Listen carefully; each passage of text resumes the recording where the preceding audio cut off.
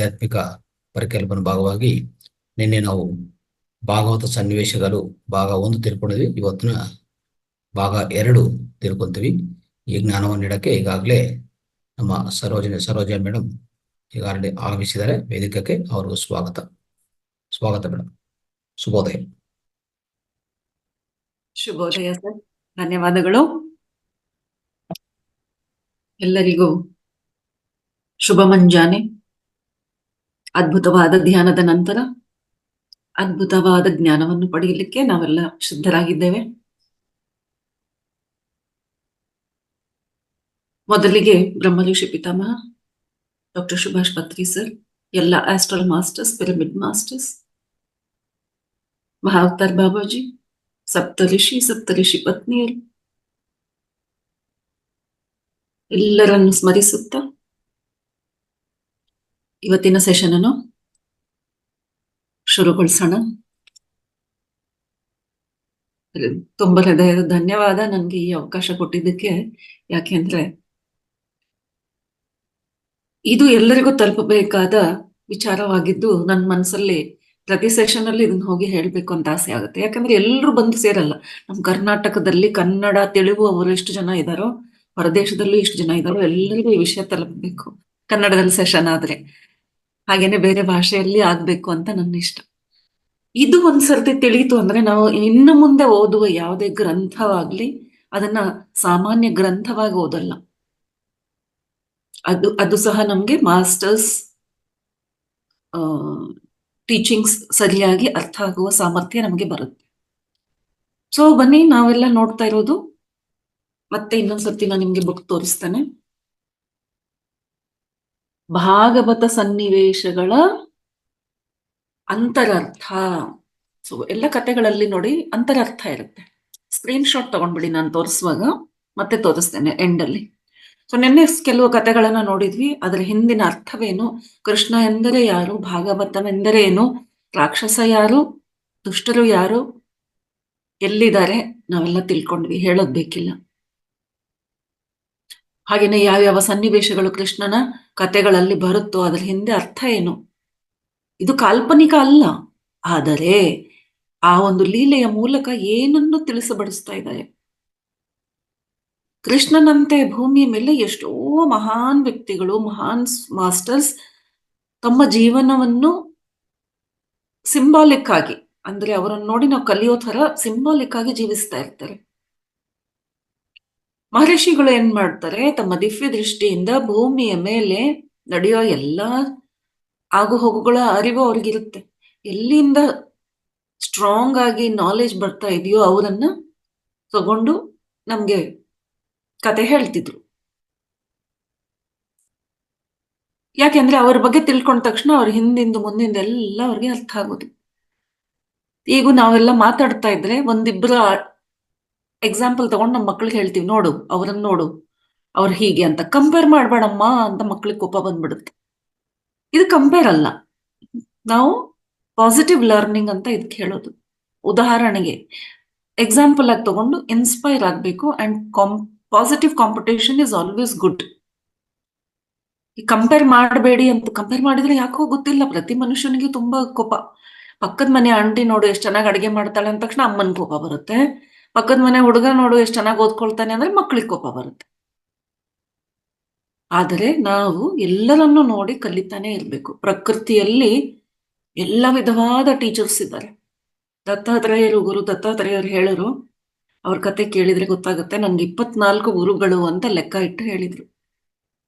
ನನ್ಗೆ ಚಿಕ್ಕ ವಯಸ್ಸಿನಲ್ಲಿ ಈ ಕತೆ ಎಷ್ಟಿಷ್ಟ ಆಯ್ತು ಅಂದ್ರೆ ನಾನು ಅದನ್ನೇ ಫಾಲೋ ಮಾಡ್ಕೊಂಡು ಬಂದೆ. ತುಂಬಾ ಚಿಕ್ಕ ವಯಸ್ಸಿನಲ್ಲೇ ಈ ತರದ ಕತೆಗಳು ಮಕ್ಕಳಿಗೆ ಹೇಳಿದ್ರೆ ಮನಸ್ಸಿನ ಆಳದಲ್ಲಿ ಉಳಿದ್ಬಿಡುತ್ತೆ. ಅವ್ರು ಹೇಳೋರು, ಹರಿಯುವ ನದಿಯಿಂದ ನಾನು ಕಲಿತೆ, ಹುಟ್ಟುವ ಸೂರ್ಯನಿಂದ ನಾನು ಕಲಿತೆ, ಬೀಸುವ ಗಾಳಿಯಿಂದ ಇದನ್ನು ಕಲಿತೆ, ಮಗುವಿಂದ ಒಂದು ಕಲಿತೆ, ನರ್ತಕಿಯಿಂದ ಇನ್ನೊಂದು ಕಲಿತೆ ಅಂತ.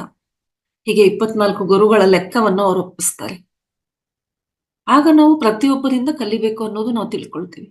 ಸೊ ಈ ಕಥಾ ಮೂಲಕ ನಾವು ತಿಳಿಬೇಕಾದದ್ದು ಏನಿದೆ, ಪದೇ ಪದೇ ಮತ್ತೆ ಮತ್ತೆ ಯಾವ ವಿಷಯವನ್ನು ನಮ್ಮವರಿಗೆ ತಲುಪಿಸ್ಲಿಕ್ಕೆ ಜ್ಞಾನಿಗಳು ಪ್ರಯತ್ನ ಪಡ್ತಾ ಇರ್ತಾರೆ. ಸೊ ಇವತ್ತಿನ ಕಥೆ ಯಾವುದು ನೋಡೋಣ. ಇವತ್ತಿನ ಕಥೆ ಮತ್ತೆ ಕೃಷ್ಣ ಅಂದ್ರೆ ಕೆಲವು ಕಥೆಗಳು ಟಿಂಗ್ ಟಿಂಗ್ ಟಿಂಗ್ ಟಿಂಗ್ ನೆನಪು ಬರುತ್ತೆ. ಒಂದು ರಾಸಲೀಲೆ, ಇದು ಒಂದು ದೊಡ್ಡ ಕತೆ ಅಪ್ಪ. ಎಲ್ರಿಗೂ ಅದ್ ರಾಸ ಅಂತಂದ್ರೆ, ರಾಸಲೀಲೆ ಅಂದ್ರೇನೆ ಅದು ಬೇರೆನೆ ಅರ್ಥ ಮಾಡ್ಕೊಂಡಿದ್ದಾರೆ. ಸೊ ರಾಸಲೀಲೆ ಅಂದ್ರೆ ಏನು, ಆ ಚಿತ್ರನ ನೆನೆಸ್ಕೊಳ್ಳಿ ಒಂದ್ಸರ್ತಿ. ಫಿಲ್ಮ್ ಅಲ್ಲಿ ತೋರಿಸಿದಾಗ ಎಲ್ಲಾ ಗೋಪಿಗೆಯರು ಆ ಕೃಷ್ಣನ ಭೇಟಿ ಆಗ್ಲಿಕ್ಕೆ ಚಟ್ಪಟಾಯಿಸ್ತಾ ಇದ್ದಾರೆ. ಕೃಷ್ಣ ಬರ್ತಾನೆ, ಎಲ್ಲರೂ ಡಾನ್ಸ್ ಮಾಡ್ತಾರೆ, ಖುಷಿಯಿಂದ ಇರ್ತಾರೆ. ಅದು ಮನೆಯಲ್ಲ, ಕಾಡಿನಲ್ಲಿ ಹೋಗಿ ಯಾರಿಗೂ ಕಾಣದ ಹಾಗೆ, ಅಲ್ಲಿ ಪ್ರತಿಯೊಬ್ಬರ ಜೊತೆಲ್ಲೂ ಕೃಷ್ಣ. ಯಾಕೆಂದ್ರೆ ಎಲ್ಲರೂ ಬಯಸ್ತಾ ಇರೋದು ಕೃಷ್ಣನೇ. ಸೊ ಕೃಷ್ಣ ತನ್ನ ರೂಪವನ್ನು ಮಲ್ಟಿಪ್ಲೈ ಮಾಡಿ ಎಷ್ಟೋ ರೂಪಗಳನ್ನು ತಾಳಿ ಎಲ್ಲರ ಜೊತೆಲಿ ಡಾನ್ಸ್ ಮಾಡ್ತಾ ಇದ್ದಾನೆ. ಅಯ್ಯೋ, ಇದೆಷ್ಟು ತಪ್ಪಲ್ವಾ? ಕೃಷ್ಣನ್ಗೆ ಇಷ್ಟ ರಾಧೆ ಅಲ್ವಾ, ರಾಧೆ ಜೊತೆಲಿ ಡಾನ್ಸ್ ಮಾಡ್ಬೇಕಪ್ಪ. ಯಾಕೆ ಎಲ್ಲರ ಮನಸ್ಸಲ್ಲಿ ಈ ಭಾವನೆ ಹುಟ್ಟಿಸ್ತಾ ಇದ್ದಾನೆ ಅಂತ ನಾನು ಸಹ ಅನ್ಕೊಳ್ತಾ ಇದ್ದೆ ಚಿಕ್ಕವಳಿದ್ದಾಗ. ಅದಕ್ಕೆ ಮತ್ತೆ ಕೃಷ್ಣ ಅಂದ್ರೆ ಇಷ್ಟ ಇಲ್ಲ. ಒಂದ್ ಹುಡುಗಿ ಅಂದ್ರೆ ಪ್ರೀತಿಸ್ಬೋದಪ್ಪ, ಇವನಿಗೆ ಇಷ್ಟೊಂದು ಹೆಂಡ್ರು, ಇಷ್ಟೊಂದು ಗೋಪಿಕೆಯರು, ಮತ್ತೆ ಮೋಸ, ಎಲ್ಲರಿಗೂ ನಾನು ಇದ್ದೀನಿ ಅಂತ ತೋರಿಸಿ ಮೋಸ ಮಾಡ್ತಾ ಇದ್ದಾನೆ. ಹಾಗಾದ್ರೆ ಈ ಕಥೆಯ ಹಿಂದಿನ ಅಂತರರ್ಥ ಏನು ಅಂತ ನೋಡೋಣ ಬನ್ನಿ. ಕೃಷ್ಣನಿಗೆ 16,000 ಗೋಪಿಕೆಯರೊಂದಿಗೆ ಆಟ ಆಡಿ ನೃತ್ಯ ಆಡಿ ಆನಂದ ಪಡ್ತಾ ಇದ್ದ ಅಂತ ಕಥೆಗಳಿದೆ. ಅಂದ್ರೆ 14,000 ಹೆಂಡತಿಯರು ಇದ್ದರು ಅಂತಾನು ಹೇಳ್ತಾರೆ. 16,000 ಅಂತಾನೆ ಯಾಕೆ ಹೇಳಿದ್ರು? ಇದು ಯಾವ ಸಮಯದ ಕಥೆ? ಇದು ಯಾವ ಸಮಯದಲ್ಲಿ ಕೃಷ್ಣನು ಇದ್ದನೋ ಭೂಮಿಯ ಮೇಲೆ, ಯಾವ ಊರಲ್ಲಿ ಕೃಷ್ಣ ಇದ್ದನೋ ಅವನ ರಾಜ್ಯದಲ್ಲಿ ಅಷ್ಟು ಜನಸಂಖ್ಯೆ ಇತ್ತು. ಅವನ ರಾಜ್ಯದ ಜನಗಳ ಜನಸಂಖ್ಯೆ 16,000ವಾಗಿತ್ತು. ಒಬ್ಬ ರಾಜ, ಇಲ್ಲಿ ಗೋಪಿಕೆಯರು ಅಂದ ತಕ್ಷಣ ನಾವು ಮತ್ತೆ ಪಿಕ್ಚರ್ ಅಲ್ಲಿ ತೋರಿಸ್ಬಿಡ್ತಾರೆ, ಟಿಂಗ್ ಟಿಂಗ್ ಟಿಂಗ್ ಟಿಂಗ್ ಎಲ್ಲ ಲೇಡೀಸ್. ಯಾವಾಗ್ಲೂ ನೆನ್ಪಿಟ್ಕೊಳ್ಳಿ, ಭೂಮಿ ಮೇಲೆ ಮತ್ತೆ ಈ ಪ್ರಕೃತಿಯಲ್ಲಿ ಪುರುಷ ಪರಮಾತ್ಮನೊಬ್ಬನೇ, ಭೂಮಿಯ ಮೇಲೆ ಎಲ್ಲರೂ ಸ್ತ್ರೀ ಸ್ವರೂಪರೇ. ಸ್ತ್ರೀ ಪುರುಷ ಅಂತಂದ್ರೆ ಎರಡೇ ಇರೋದು, ಪ್ರಕೃತಿ, ಪುರುಷ. ನಾವೆಲ್ಲ ಜೀವಿಗಳು ಯಾವ ಇದ್ದಿರೋ ನಾವೆಲ್ಲ ಸ್ತ್ರೀ. ಸೊ ಎಷ್ಟೊಂದು ಡೀಪ್ ನಾಲೆಜ್ ಇದು, ಆಧ್ಯಾತ್ಮಿಕೆಯಲ್ಲಿ ತಿಳ್ಕೊಳ್ಬೇಕು. ಗಂಡಸು ರೂಪ ಬಂದ ಮಾತ್ರಕ್ಕೆ ನಾನು ಗಂಡಸು ಅಲ್ಲ, ಹೆಣ್ಣಿನ ಶರೀರ ದೊರಕಿದ ಮಾತ್ರಕ್ಕೆ ನಾನು ಹೆಣ್ಣಲ್ಲ. ಭೂಮಿ ಮೇಲೆ ಎಲ್ಲರೂ ಸ್ತ್ರೀಯರು, ಅಂದ್ರೆ ಸ್ತ್ರೀ ತತ್ವ ಹೊಂದಿದವರು. ತತ್ವದ ಬಗ್ಗೆ ಮಾತುಗಳಾಗ್ತಾ ಇರುತ್ತೆ. ಧಾರ್ಮಿಕ ಪುಸ್ತಕಗಳು ಇವು. ಧಾರ್ಮಿಕ ಯಾಕಾಯ್ತು? ಯಾವ್ದೋ ಫಿಕ್ಷನಲ್ ಸ್ಟೋರಿ ಆಗಿತ್ತಂದ್ರೆ ಕತೆ ಅಂತ ಇದ್ರಲ್ಲ, ಇದು ಕಥೆ ಅಲ್ಲ, ಇದು ಗ್ರಂಥ. ಗ್ರಂಥ ಅಂದ್ರೆ ಜ್ಞಾನ ತಿಳ್ಕೊಳ್ಳಿಕ್ಕೆ ಹೇಳ್ತಾ ಇರೋ ಮಾತುಗಳು. ಸೊ ನಾನು ಪುರುಷ ಅಂತ ಯಾರು ನೋಡ್ಕೊಳ್ತಾ ಇದ್ದಾರೋ ತಮ್ಮನ್ನ ತಾವು, ನಾವು ಪುರುಷ ಅಲ್ಲ. ನಾವು ಪರಮಾತ್ಮನ ವಿಷಯ ಮಾತಾಡುವಾಗ ಪರಮಾತ್ಮನೊಬ್ಬನೇ ಪುರುಷ ತತ್ವ, ಮಿಕ್ಕಿದ್ದೆಲ್ಲ ಸ್ತ್ರೀ ತತ್ವ. ಹೀಗಾಗಿ ನಮ್ಮಲ್ಲಿ ಅವನನ್ನು ಸೇರುವ ಹಂಬಲ ಇರುತ್ತೆ. ಪುರುಷರಲ್ಲೂ ಸ್ತ್ರೀಯರಲ್ಲೂ ಸಮಾನವಾಗಿರುತ್ತೆ. ಇಲ್ಲಿ ಲೇಡೀಸು ಜೆಂಟ್ಸು ಬರ್ತಾ ಇಲ್ಲ ವಿಷಯ. ಸೊ ಆ ಸಮಯದಲ್ಲಿ 16,000 ಜನದ ಜನಸಂಖ್ಯೆ ಆಗಿದ್ದು, ಕೃಷ್ಣನೊಬ್ಬ ರಾಜನಾದ್ದರಿಂದ ಪ್ರತಿಯೊಬ್ಬರಿಗೂ ಅವನೇ ಗಂಡನಾಗಿದ್ದ.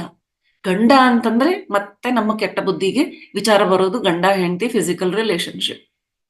ಇಲ್ಲಿ ಗಂಡ ಅಂತಂದ್ರೆ ಕೇರ್ ಟೇಕರ್. ಡೆಫಿನೇಷನ್ ಆಫ್ ಗಂಡ ಏನು ಅಂತಂದ್ರೆ ಯಜಮಾನ. ಯಜಮಾನ ಅಂದ್ರೆ ಯಾರು? Care taker. ನಿನ್ನ ಎಲ್ಲ ಆಗು ಹೋಗುಗಳಿಗೆ, ನಿನ್ನ ರಕ್ಷಣೆಗೆ ಅವನ ಹೊಣೆಯಾಗಿರ್ತಾನೆ, ಜವಾಬ್ದಾರಿಯನ್ನು ತಗೊಳ್ತಾನೆ. ಸೊ ಒಬ್ಬ ರಾಜನ ರೆಸ್ಪಾನ್ಸಿಬಿಲಿಟಿ ಏನು? ತನ್ನ ಪ್ರಜೆಯನ್ನು ನೋಡಿಕೊಳ್ಳುವುದು ಎಲ್ಲಾ ರೀತಿಯಲ್ಲಿ. ಆಯ್ತು, ಈ ಸೌಕರ್ಯ ಕೊಟ್ಟೆ ಅಂತ ಗವರ್ಮೆಂಟ್ ಬರಲ್ಲ, ಅದಕ್ಕೆ ಅವ್ರಿಗೆ ಗವರ್ಮೆಂಟ್ ಅಂದಿಲ್ಲ. ಅವ್ರು ಗವರ್ಮೆಂಟ್ ಆಗಿದ್ದಿಲ್ಲ, ಅಲ್ಲಿ ರಾಜನಾಗಿದ್ದ, ಗಂಡನಾಗಿದ್ದ. ಜನಸಂಖ್ಯೆಗೆ ಎಲ್ಲರ ಆರೋಗ್ಯ ದೃಷ್ಟಿಯಿಂದ ಆಹಾರ, ಆರೋಗ್ಯ, ರಕ್ಷಣೆ ಎಲ್ಲವನ್ನು ಕೊಡುವ ಜವಾಬ್ದಾರಿಯಾಗಿತ್ತು ಒಂದು. ಸೊ ಹೀಗಾಗಿ ಈಗ ನಮ್ಗೆ ರಾಸಲೀಲೆ ಅರ್ಥ ಆಗುತ್ತೆ ನೋಡಿ. ರಾಸಲೀಲೆ ಅಂದ್ರೆ ಪ್ರತಿಯೊಬ್ಬರ ಜೊತೆಯಲ್ಲೂ ರಾಜನಿದ್ದ. ಇದು ಹೇಗ್ ಸಾಧ್ಯಪ್ಪ? ಇಷ್ಟು ಜನಸಂಖ್ಯೆ ಇದ್ರೆ ಪ್ರತಿಯೊಬ್ಬರ ಜೊತೆಲಿ ರಾಜ ಹೇಗೆ ಗಮನ ಇಡ್ತಾನೆ? ಕೂತ್ಕೊಂಡು ಲೆಕ್ಕ ಇಡ್ಲಿಕ್ಕಾಗತ್ತಾ? ಪ್ರತಿ ಪಾಪ್ಯುಲೇಷನ್ ಜೊತೆಲಿ ಇವ್ರ ಮನೇಲಿ ಏನಾಯ್ತು, ಇವನಿಗೆ ಯಾವಾಗ ಹುಷಾರಿದ್ದಿಲ್ಲ, ಇದೆಲ್ಲ ಲೆಕ್ಕ ಇಡ್ಲಿಕ್ಕೆ ಸಾಧ್ಯನಾ? ಸಾಧ್ಯ. ನಮಗೆ ರಾಜನ ಬಗ್ಗೆ ನಾಲೆಜ್ ಇಲ್ಲ, ನಾವು ಬರೀ ಕತೆಗಳು ಕೇಳಿದೀವಿ. ಒಬ್ಬ ರಾಜನ ಕೆಪಾಸಿಟಿ ಏನಿರ್ತಾ ಇತ್ತು ಅಂದ್ರೆ ಫಿಸಿಕಲ್ ಕೆಪಾಸಿಟಿ ಮಾತ್ರ ಅಲ್ಲ, ಅವರಲ್ಲಿ ಒಂದು ಅದ್ಭುತವಾದ ಶಕ್ತಿ ಇರ್ತಾ ಇತ್ತು. ಇದನ್ನ ನಾವು ಸೀತಾಯಣವನ್ನ ಓದಿದ್ರೆ ನಿಮ್ಗೆ ನೆನಪಿರಬಹುದು.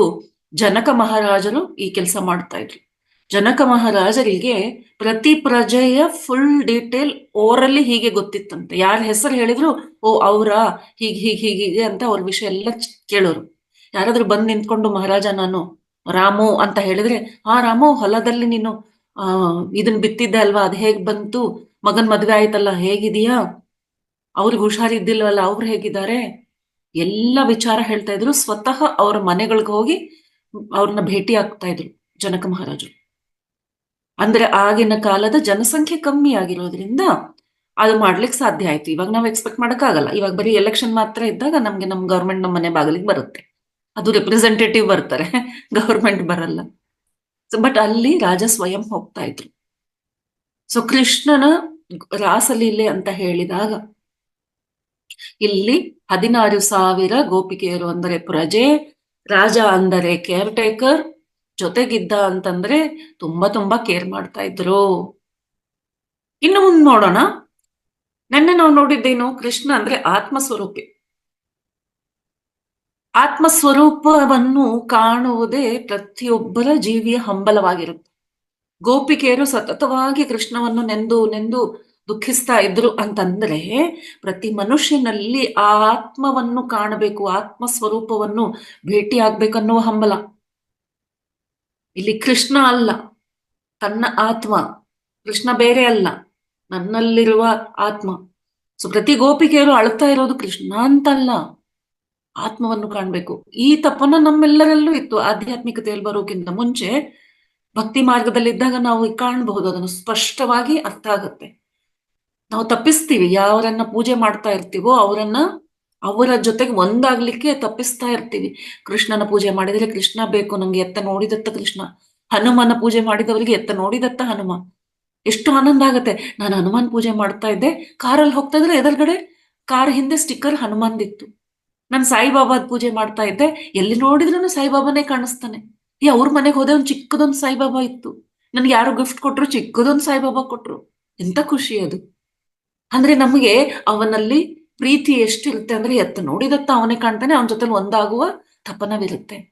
ಇಲ್ಲಿ ಯಾರು ನಮ್ಗೆ ಸ್ವಲ್ಪ ನಾಲೆಜ್ ಕಡಿಮೆ ಇರೋದ್ರಿಂದ, ಇನ್ನೂ ಅಷ್ಟು ಮಟ್ಟಕ್ಕೆ ಹೋಗದೆ ಇರೋದ್ರಿಂದ ರೂಪವನ್ನು ಕೊಟ್ಟು ಕೃಷ್ಣ ಅಂದ್ರೆ ಇಷ್ಟ, ರಾಮ ಅಂದ್ರೆ ಇಷ್ಟ, ಬಾಬಾ ಅಂದ್ರೆ ಇಷ್ಟ ಅಂತ ಹೇಳ್ತೀವಿ.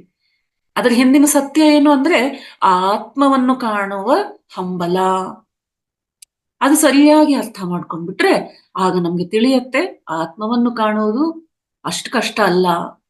ರಾತ್ರಿ ಹೋಗಿ ಗೋಪಿಕೆಯರು ಕೃಷ್ಣನನ್ನು ರಾಸಲೀಲೆ ಆಡ್ತಾ ಇದ್ರು.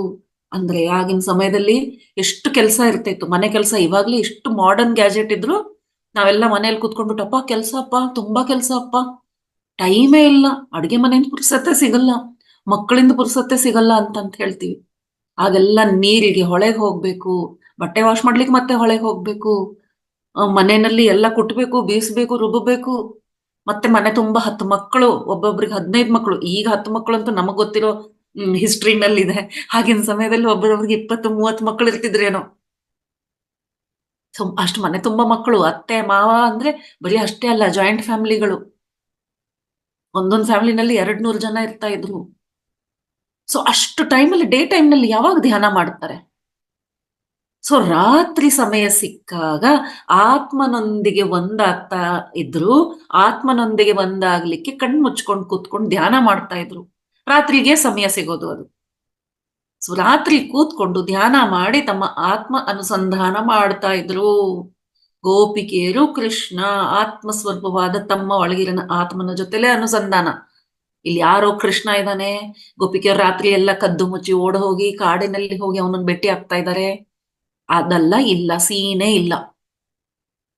ಸೊ ಆತ್ಮ ದರ್ಶನ ಮಾಡ್ತಾ ಇದ್ರು ರಾತ್ರಿ ಸಮಯದಲ್ಲಿ. ಸೊ ಇಲ್ಲಿ ಎಷ್ಟೋ ಜನ ಸ್ತ್ರೀಯರೊಂದಿಗೆ ಕೃಷ್ಣ, ಅದಕ್ಕೆ ಹೆಂಡತಿ ಪದ ಬಳಸಿದ ತಕ್ಷಣ ಇಲ್ಲಿ ಸೆಕ್ಸ್ ಅನ್ಕೊಂಡ್ಬಿಡ್ತಾರೆ. ರಾತ್ರಿ ಎಲ್ಲ ಅವ್ರ ಜೊತೆಲಿ ಸೆಕ್ಸ್ ಆಗ್ತಾ ಇತ್ತು ಅಂತ.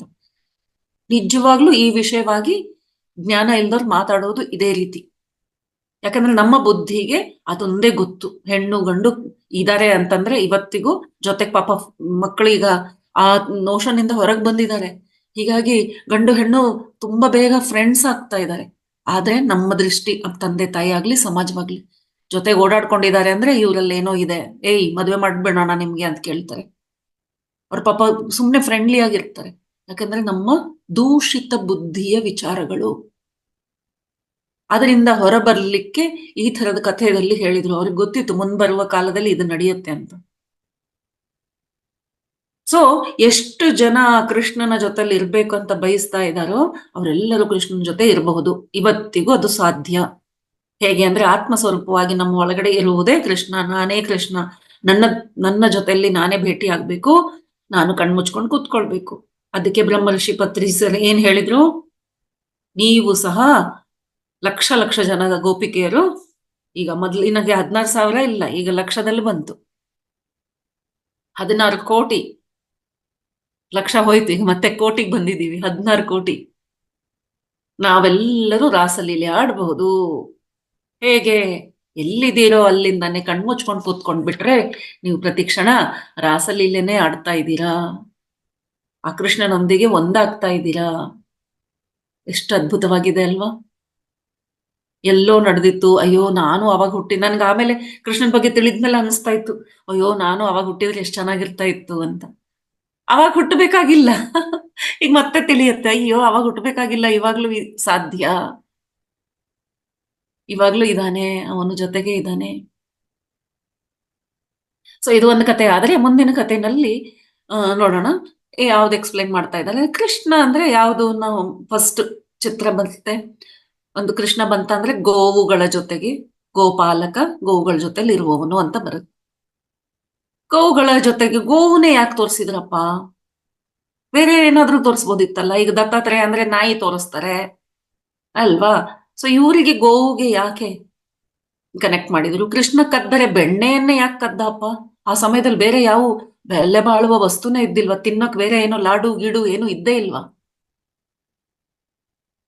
ಯೋಚನೆ ಮಾಡ್ಬೇಕು. ಯಾಕೆ ಇದನ್ನೇ ಹೇಳಿದ್ರು? ಯಾಕೆ ಕೃಷ್ಣ ಬರೀ ಬೆಣ್ಣೆಯನ್ನೇ ಕದ್ದ ಯಾಕೆ ಕದ್ದ? ಇಷ್ಟು ದೊಡ್ಡ ಆ ನಾಯಕನ ಮನೆಯಲ್ಲಿ ಬೆಳೆದಿರ್ತಾನೆ. ಆ ಸಮಯ ರಾಜ ಅಲ್ಲ ಅವನು, ಚಿಕ್ಕ ವಯಸ್ಸಿನಲ್ಲಿ ಹುಟ್ಟಿದಾಗ ಅವನು ಆ ಊರಿಗೆ ನಾಯಕ, ಎಷ್ಟೋ ಹಳ್ಳಿಗಳಿಗೆ ನಾಯಕನಾಗಿರ್ತಾನೆ. ವಸುದೇವ ಅಲ್ಲ, ಯಶೋದೆಯವ್ರ ಮನೆಯಲ್ಲಿ ಬಂದಾಗ ನಂದ ರಾಜ ಹೆಸರೇ ರಾಜ ಇದೆ, ಬಟ್ ಅವರು ನಾಯಕರು, ಅಂದ್ರೆ ಊರಿಗೆ ನಾಯಕರಾಗಿರ್ತಾರೆ. ಅವ್ರ ಮನೆಯಲ್ಲಿ ಸಾವಿರಾರು ಕಿಲೋಗಟ್ಲೆ ಬೆಣ್ಣೆ ರೆಡಿ ಆಗೋದಂತೆ ಪ್ರತಿದಿನ, ಸಾವಿರಾರು. ಆಗಿನ ಸಮಯದಲ್ಲಿ ಅಷ್ಟೊಂದು ಸೇವನೆ ಇರ್ತಾ ಇತ್ತು. ಎಷ್ಟೋ ಬೇರೆ ಆಕ್ಟಿವಿಟೀಸ್ಗೆ ಬೆಣ್ಣೆಯನ್ನು ಬಳಸ್ತಾ ಇದ್ರು. ಅದಕ್ಕಾಗಿ ಅಷ್ಟು ಬೆಣ್ಣೆ ಅಷ್ಟು ಬೆಣ್ಣೆ ಬರ್ಬೇಕಂದ್ರೆ ಎಷ್ಟು ಹಸುಗಳು ಇರ್ಬೇಕಪ್ಪ? ಎಷ್ಟು ಹಸುಗಳು ಇರ್ಬೇಕು ಹೇಳಿ? ಅಂದ್ರೆ ಬರೀ ಹಸುಗಳೇ ತುಂಬಿದ್ವು. ಇನ್ನು ಹಸುಗಳನ್ನೇ ಯಾಕೆ ಯೂಸ್ ಮಾಡಿದ್ದಾರೆ ಅಂತಂದ್ರೆ, ನಮಗೆ ಯಾವುದರಿಂದ ನಮ್ಮ ಜೀವನೋಪಾಯ ನಡೀತಾ ಇರುತ್ತೋ ಅದನ್ನ ಕಂಪ್ಲೀಟ್ಲಿ ರೆಸ್ಪೆಕ್ಟ್ ಮಾಡ್ಬೇಕು ಅಂತ ತೋರಿಸ್ತಾ ಇದ್ದಾರೆ. ಜೀವನೋಪಾಯ ನಡೆಯೋದು ನಮ್ಮ ಈಗಿನ ಕಾಲದಲ್ಲಿ ಫ್ಯಾಕ್ಟರೀಸ್ ಆಗಿರಬಹುದು, ನಿಮ್ಮ ಜಾಬ್ ಆಗಿರಬಹುದು, ನಿಮ್ಮ ಲ್ಯಾಪ್ಟಾಪ್ ಆಗಿರಬಹುದು, ನಿಮ್ಮ ಮೊಬೈಲ್ ಆಗಿರಬಹುದು. ಅದಕ್ಕೆ ರೆಸ್ಪೆಕ್ಟ್ ಕೊಡಿ. ಅದನ್ನ ಎಷ್ಟು ಪ್ರೀತಿ ಮಾಡ್ಬೇಕು ಅಂತಂದ್ರೆ, ನೀವು ಅಂದ್ರೆ ಅದಾಗಬೇಕು. ಈಗ ನಾವು ಎಷ್ಟು ಬೇಗ ಬೇಗ ಕಂಪನೀಸ್ ಬದಲಿ ಮಾಡ್ತೀವಿ. ನಮ್ಮಲ್ಲಿ ರೆಸ್ಪೆಕ್ಟ್ ಅಷ್ಟೇ ಅಲ್ಲ, ಲಾಯಲ್ಟಿ ಕೂಡ ಇಲ್ಲ. ಲಾಯಲ್ಟಿಯಲ್ಲಿ ಇಟ್ಕೊಳ್ಬೇಕು. ಯಾವುದರ ಜೊತೆ ಇಟ್ಕೊಳ್ಬೇಕು? ಎಲ್ಲ ಜೊತೆಗಲ್ಲ. ಸಾತ್ವಿಕವಾದದ್ದು. ಹಸುವಿನ ತಗೊಂಡಿದ್ದು ಯಾಕೆ ಅಂತಂದ್ರೆ ಅದು ಶುದ್ಧ ಸಾತ್ವಿಕ. ಸೊ ನಾವು ಯಾರ ಜೊತೆಲಿ ಹೆಚ್ಚಿನ ಸಮಯ ಕಳಿಬೇಕು ಅಂದ್ರೆ ಶುದ್ಧ ಸಾತ್ವಿಕವಾದ ಯಾವುದೇ ಒಂದು ಮನುಷ್ಯನಾಗ್ಲಿ ಪ್ರಾಣಿಯೇ ಆಗ್ಲಿ ಅದರ ಜೊತೆಗೆ ಇರ್ಬೇಕು. ಯಾಕೆ ಹಸು ಶುದ್ಧ ಸಾತ್ವಿಕ ಅಂತ ಹೇಳಿದ್ದಾರೆ? ಯಾಕೆ ಎಮ್ಮೆಗಳನ್ನು ಹಾಲು ಕೊಡಲ್ವಾ? ಅದರಿಂದ ತುಪ್ಪ ಬರಲ್ವಾ? ಯಾಕೆ ಯಾಕೆ ಶುದ್ಧ ಸಾತ್ವಿಕ ಆಗಿಲ್ಲ? ಹಸುನು ಹುಲ್ಲು ತಿನ್ನತ್ತೆ, ಎಮ್ಮೆಯೂ ಹುಲ್ಲು ತಿನ್ನತ್ತೆ. ಉತ್ತರ ಭಾರತದಲ್ಲಿ ಬರೀ ಎಮ್ಮೆಗಳಿದೆ. ಯಾಕೆ ಎಮ್ಮೆ ಇದ್ದರೂ ಎಮ್ಮೆಗೆ ಪೂಜೆ ಮಾಡಿಲ್ಲ, ಎಮ್ಮೆಗೆ ಮಹತ್ವ ಕೊಟ್ಟಿಲ್ಲ? ಹಸುವಿಗೆ ಮಾತ್ರ ಯಾಕೆ ಅಷ್ಟೊಂದು ಇಂಪಾರ್ಟೆನ್ಸ್?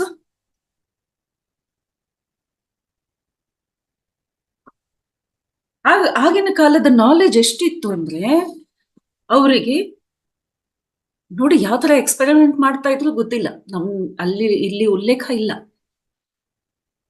ಬಟ್ ಕೆಲವೊಂದು ರಿಸರ್ಚ್ ಅಲ್ಲಿ ಇವಾಗ ನಮ್ಗೆ ಗೊತ್ತಾಗ್ತಾ ಇದೆ, ಅವಾಗ ಹೇಗ್ ಮಾಡಿದ್ರು ಗೊತ್ತಿಲ್ಲ. ಹಸುವಿನ ಮೇಲೆ ಪ್ರಯೋಗಗಳಾಗಿದೆ. ಯಾಕೆ ನಮ್ಮ ಭಾರತ ದೇಶದಲ್ಲಿ ಹಸು ಅಷ್ಟೊಂದು ಮಹತ್ವವನ್ನು ಹೊಂದಿದೆ? ಹಸುವಿನ ಹಾಲಿನಲ್ಲಿ ಮಾತ್ರ ಒಂದು ವಿಶೇಷವಾದ ಶಕ್ತಿ ಇದೆ. ಬೇರೆ ಹಾಲು ಕೊಡುವ ಯಾವ ಪ್ರಾಣಿಯಲ್ಲೂ ಆ ಶಕ್ತಿ ಇಲ್ಲ. ಹಸುವಿನಲ್ಲಿ ಇರುವ ಶಕ್ತಿ ಏನು ಅಂದ್ರೆ ಅಮೃತಮಯಿ, ಅಮೃತವಾದ ಶಕ್ತಿ.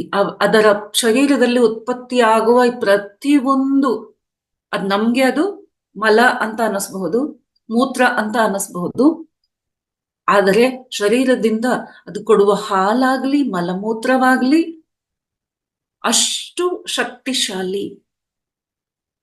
ಇದನ್ನ ಪ್ರೂವ್ ಮಾಡ್ಲಿಕ್ಕೆ ಸೈಂಟಿಸ್ಟ್ ಒಂದು ಎಕ್ಸ್ಪೆರಿಮೆಂಟ್ ಹೇಳಿದ್ರು. ಇದು ನಿಜ, ಬಿಕಾಸ್ ಸೈನ್ಸ್ ಒಂದು ಪ್ರೂವ್ ಮಾಡ್ಬೇಕಲ್ಲ ಜನಗಳಿಗೂ ಆಯ್ತು, ಅವ್ರಿಗೂ ಅದು ಪ್ರೂವ್ ಆಗ್ಬೇಕು. ಸೊ ಏನ್ ಮಾಡಿದ್ರು ಅಂದ್ರೆ, ಹಸುವಿಗೆ ಒಂದು ವಿಷವನ್ನು ಇಂಜೆಕ್ಷನ್ ಕೊಡ್ಲಾಗುತ್ತೆ. ಯಾವುದೇ ಇಂಜೆಕ್ಷನ್ ಕೊಟ್ರೆ ಅದು ಶರೀರದ ತುಂಬಾ ಹರಡುತ್ತೆ, ನಮ್ಗೆ ಗೊತ್ತು ಅಲ್ವಾ? ಸೊ ಒಂದು ಹಸುವಿಗೆ ಪಾಯ್ಸನ್ ಇಂಜೆಕ್ಷನ್ ಕೊಟ್ಟು ಆಗ ಅದರ ಶರೀರದಲ್ಲಾಗುವ ಬದಲಾವಣೆಯನ್ನು ಚೆಕ್ ಮಾಡಿದ್ರು. ಅದಕ್ಕೆ ಇಂಜೆಕ್ಷನ್ ಕೊಟ್ಟ ಮೇಲೆ ತಗೊಂಡು ಹಾಲು, ಮೂತ್ರ ಮತ್ತೆ ಸೆಗಣಿ ಅದರದ್ದು ತಗೊಂಡು, ಆ ಗೊಬ್ಬರ ಅಲ್ಲ, ಅದು ಸೆಗಣಿ ಮತ್ತೆ ಮೂತ್ರವನ್ನು ಮತ್ತೆ ಹಾಲನ್ನು ಚೆಕ್ ಮಾಡಲಾಯ್ತು, ಎಷ್ಟು ಅಂಶ ಅದರಲ್ಲಿ ವಿಷ ಸೇರಿದೆ. ಆಗ ನೋಡಿದರೆ ಅದರಲ್ಲಿ 1% ಇಲ್ಲ, 0.001 ಇಲ್ಲ, ಅಂದ್ರೆ ವಿಷ ಇಲ್ಲವೇ ಇಲ್ಲ. ಒಂದು ಬಿಟ್ಟು ಡಬಲ್ ಡೋಸ್ ಕೊಟ್ಟು ನೋಡಿದ್ರು. ಡಬಲ್ ಡೋಸ್ ಕೊಟ್ಟರು ಅದರ ಶರೀರದಲ್ಲಿ ಎಂತಹ ಶಕ್ತಿ ಇದೆ ಅಂದ್ರೆ, ಬಾಯಿಯಿಂದ ಹೋಗುವ ಯಾವುದೇ ವಿಷವಾಗ್ಲಿ ಅದು ವಾಪಸ್ ನಮ್ಗೆ ಕೊಡುವಾಗ ಅಮೃತವಾಗಿ ಕನ್ವರ್ಟ್ ಮಾಡಿ ನಮ್ಗೆ ಕೊಡುವ ಶಕ್ತಿ ಆ ಹಸುವಿನಲ್ಲಿದೆ.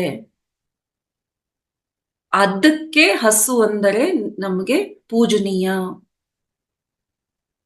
ಆಗ ನನ್ಗೆ ವಿಚಾರ ಬಂತು, ಅದಕ್ಕೆ ಇದು ತಿಳಿದ ಮೇಲೆ ಯಾಕೆ ನಾನು ಇಡೀ ಆ ಶರೀರವನ್ನೇ ತಿನ್ನಬಾರ್ದು ಅಂತ ಒಂದು ಸಮುದಾಯದವರು ಅದನ್ನ ತಿನ್ಲಿಕ್ಕೆ ಇಷ್ಟಪಡ್ತಿರ್ಬಹುದು. ಅವ್ರಿಗೂ ಆ ನಾಲೆಜ್ ಇರಬಹುದು, ಇಲ್ಲ ಅಜ್ಞಾನ ಇರಬಹುದು, ಇದನ್ನು ಒಂದು ಸಾಮಾನ್ಯ ಪ್ರಾಣಿ ಅಂತ ತಿಳಿದು ಇದನ್ನು ತಿನ್ನುತ್ತಿರ್ಬಹುದು.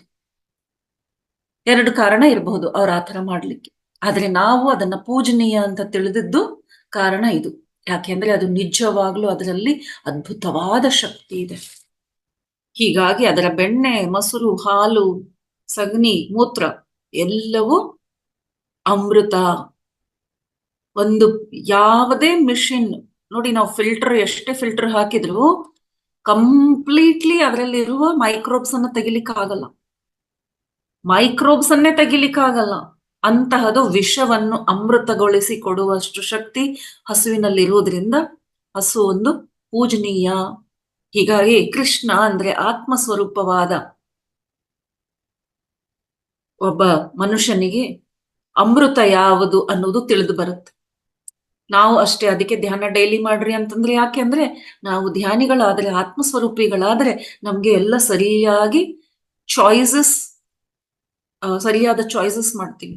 ಒಳ್ಳೆಯ ಜನರ ಜೊತೆಗೆ ಒಡನಾಟ ಇಟ್ಕೊಳ್ತೀವಿ, ಒಳ್ಳೆಯ ಮಾತುಗಳನ್ನ ಆಡ್ತೀವಿ, ಒಳ್ಳೆಯ ಅಭ್ಯಾಸಗಳನ್ನ ಇಟ್ಕೊಳ್ತೀವಿ, ಒಳ್ಳೆಯದರ ಕಡೆಗೇನೆ ನಾವು ಅಟ್ರಾಕ್ಟ್ ಆಗ್ತೀವಿ. ಅಷ್ಟೇ ಅಲ್ಲ, ಗೋವುಗಳೆಂದರೆ ಇಲ್ಲಿ ಇಂದ್ರಿಯಕ್ಕೂ ಹೋಲಿಸಿದ್ದಾರೆ. ಸೊ ಗೋ ಎಂದರೆ ಇಂದ್ರಿಯಗಳು. ಕೃಷ್ಣನು ಕೊಳಲನ್ನು ಬಾರಿಸ್ತಾ ಇದ್ರೆ ಎಲ್ಲ ಹಸುಗಳು ಅವನ ಹತ್ರ ಬರ್ತಾ ಇತ್ತು. ಕಥೆಯಲ್ಲಿ ನೋಡ್ತೀವಿ ನಾವು. ಎಲ್ಲೇ ದೂರ ಇದ್ದ ಹಸುಗಳು ಕೃಷ್ಣ ಎಲ್ಲೋ ಕುತ್ಕೊಂಡು ಕೊಳಲು ಬಾರಿಸಿದ್ರೆ ಅಷ್ಟು ದೂರದಿಂದ ಹತ್ರಕ್ಕೆ ಬರ್ತಾ ಇತ್ತು. ಅಂದರೆ ಆತ್ಮ ಸ್ವರೂಪದಲ್ಲಿ ಹೋದಾಗ ನಮ್ಮ ಇಂದ್ರಿಯಗಳು ಎಷ್ಟೇ ದೂರ ಚಂಚಲವಾಗಿದ್ದರೂ ಇಂದ್ರಿಯಗಳು ಹಿಡಿತಕ್ಕೆ ಬರ್ತವೆ. ನಮ್ಮ ಇಂದ್ರಿಯಗಳು ನಮ್ಮ ಹಿಡಿತದಲ್ಲಿ ಬರ್ತವೆ. ಸೊ ನಾವೆಲ್ಲರೂ ಗೋಪಾಲಕರಾಗಬೇಕು. ಗೋ ಅಂದ್ರೆ ಇಂದ್ರಿಯಗಳು, ಪಾಲಕರು ಅಂದ್ರೆ ಹಿಡಿತದಲ್ಲಿ ಇಟ್ಟುಕೊಳ್ಳುವವರು. ಕೃಷ್ಣ ಯಾರು? ಗೋಪಾಲಕ. ನಾವು ಯಾರು? ನಾವು ಸಹ ಕೃಷ್ಣ. ಸೊ ನಾವು ಯಾರು? ನಾವು ಗೋಪಾಲಕ. ಅಂದರೆ ಧ್ಯಾನ ಮಾಡಿದರೆ ನಮ್ಮ ಇಂದ್ರಿಯಗಳು ನಮ್ಮ ಹಿಡಿತದಲ್ಲಿ ಇಟ್ಕೊಳ್ಬಹುದು. ಮನಸ್ಸನ್ನು ಸಹ ನಾವು ಹಿಡಿತದಲ್ಲಿ ಇಟ್ಕೊಳ್ತೇವೆ. ಧ್ಯಾನಿಗಳಿಗೆ ಮಾತ್ರ ಇದು ಸಾಧ್ಯ. ಧ್ಯಾನ ಹೇಳ್ಕೊಡಕ್ ಹೋದ ತಕ್ಷಣ ಎಲ್ರು ಹೇಳೋದೇನ್ ಗೊತ್ತಾ? ಅಯ್ಯೋ, ಥಾಟ್ಸೇ ನಿಲ್ಲಲ್ಲಪ್ಪ, ನನ್ನಿಂದ ಆಗಲ್ಲ ಧ್ಯಾನ.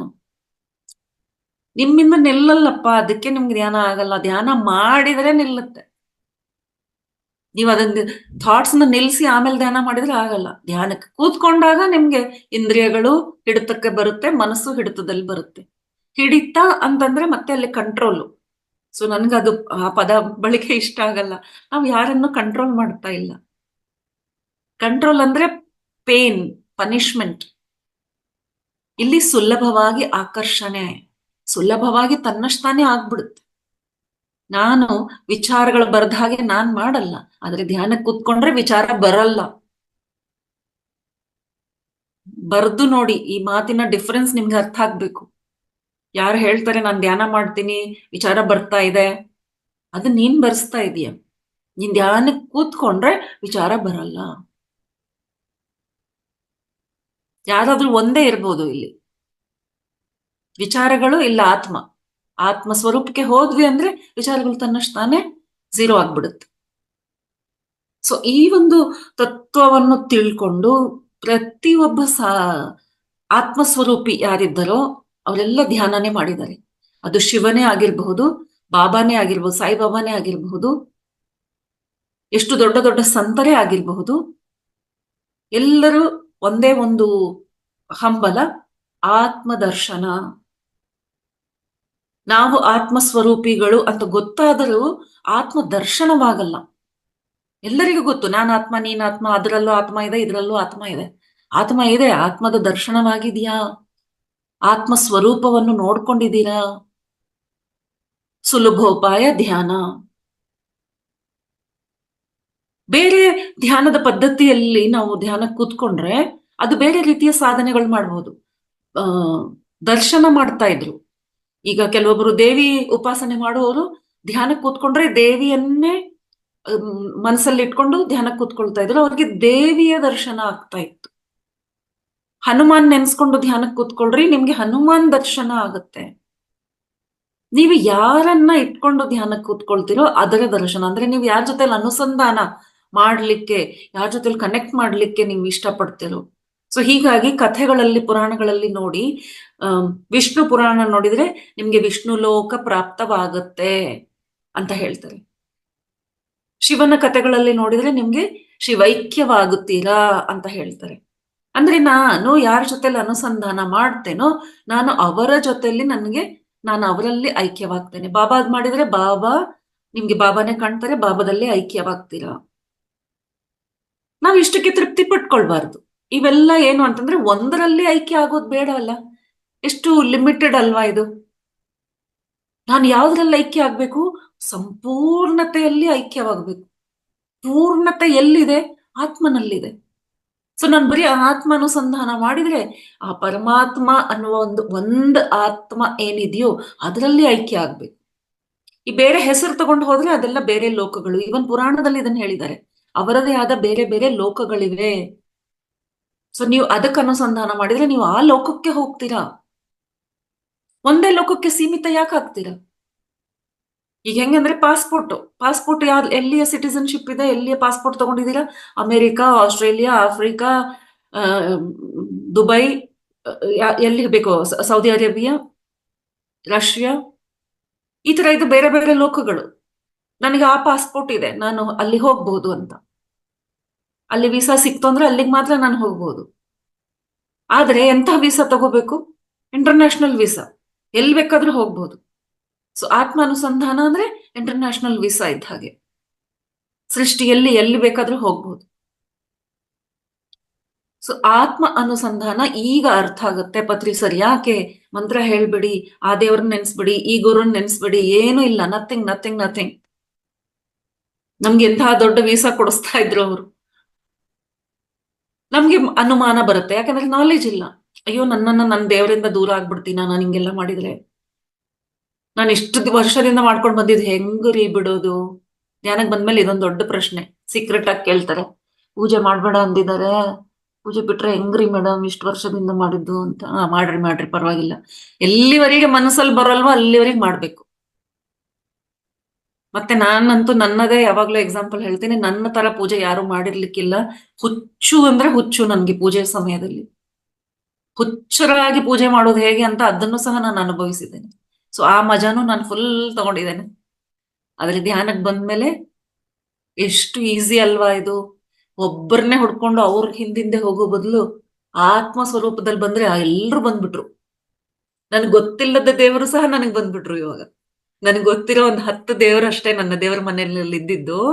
ಈಗ ಆ ಆತ್ಮ ಸ್ವರೂಪಕ್ಕೆ ಹೋಗಿ ಪೂಜೆ ಮಾಡೋದೇ ಬೇಕಿಲ್ಲ. ನಿಮ್ಮ ಮನೆಯ ದೇವರು, ನನ್ನ ಮನೆಯ ದೇವರು, ಗೊತ್ತಿಲ್ಲದ ದೇವರುಗಳೆಲ್ಲರೂ ಬಂದಿದ್ದಾರೆ ಆ ನಮ್ಮ ಅಸ್ತಿತ್ವದಲ್ಲಿ, ನಮ್ಮ ಒಳಗೆ, ನಮ್ಮ ಹೊರಗೆ, ಕಂಪ್ಲೀಟ್ಲಿ ನಾವು ಇಂಟರ್ನ್ಯಾಷನಲ್ ಇವಾಗ. ಸೊ ಹೇಳ್ತಾ ಹೋದ್ರೆ ತುಂಬಾ ವಿಷಯ ಇದೆ ಇದಕ್ಕೆ. ಮುಂದೆ ಹೋಗೋಣ. ಮುಂದಿನ ಕತೆ ಅಗೇನ್ ಕೃಷ್ಣನು ಕಿರುಬೆರಳಲ್ಲಿ ಒಂದು ಪರ್ವತ ಎತ್ತಿದ. ನೆನ್ಪಿಟ್ಕೊಳ್ಳಿ, ಭಾಗವತದಲ್ಲಿ ಕಥೆನಲ್ಲಿ ಕೃಷ್ಣ ಯಾವಾಗ್ಲೂ ಪುಟ್ಟ ಕಂದ. ಗೋಪಿಕೆಯರು ಮಾತಾಡಿದ ತಕ್ಷಣ ಅಯ್ಯೋ ಹುಡುಗಿಯರು, ಸ್ತ್ರೀಯರು, ಹೆಂಡತಿಯರು ಅಂತ ಮಾತಾಡ್ಬಿಟ್ವಿ.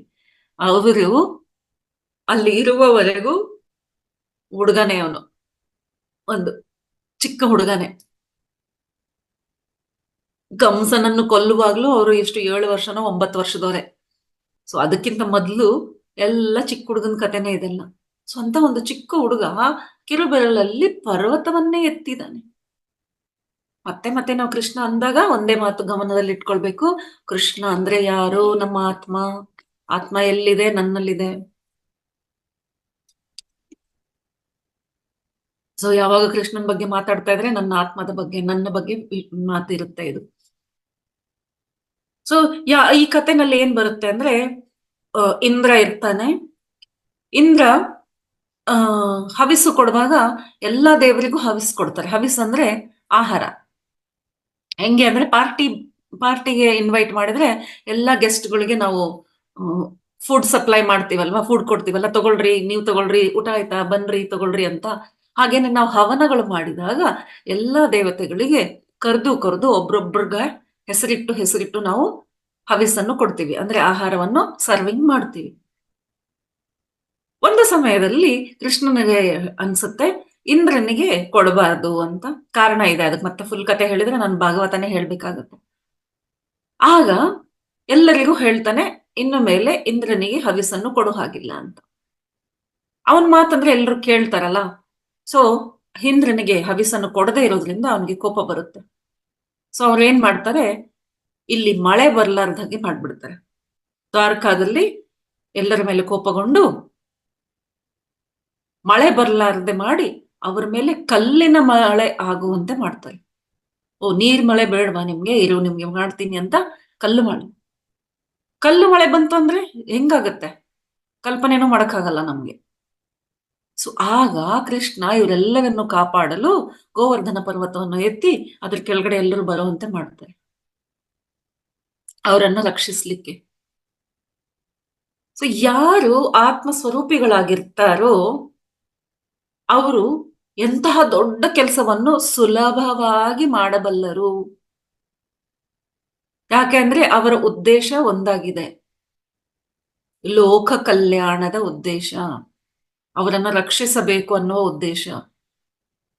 ಅವ್ರಿಗೆ ಮಾತ್ರ ರಕ್ಷಣೆ ಮಾಡ್ಕೊಳ್ಬೇಕಿತ್ತಂದ್ರೆ ಯಾವ್ದೋ ಒಂದು ಗುಹೆಯಲ್ಲಿ ಹೋಗಿ ಕೂತ್ಕೊಳ್ಬಹುದಿತ್ತು. ಅವ್ರನ್ನೆಲ್ಲ ಕರ್ಕೊಂಡು ಹೋಗಿ ಗುಹೆಗೆ ಹೋಗಿ ಅವರನ್ನ ಮುಚ್ಚಿಡಬಹುದಿತ್ತು. ಸಮಯ ಇಲ್ಲ, ಕಲ್ಲಿನ ಮಳೆ ಆಗ್ತಾ ಇದೆ.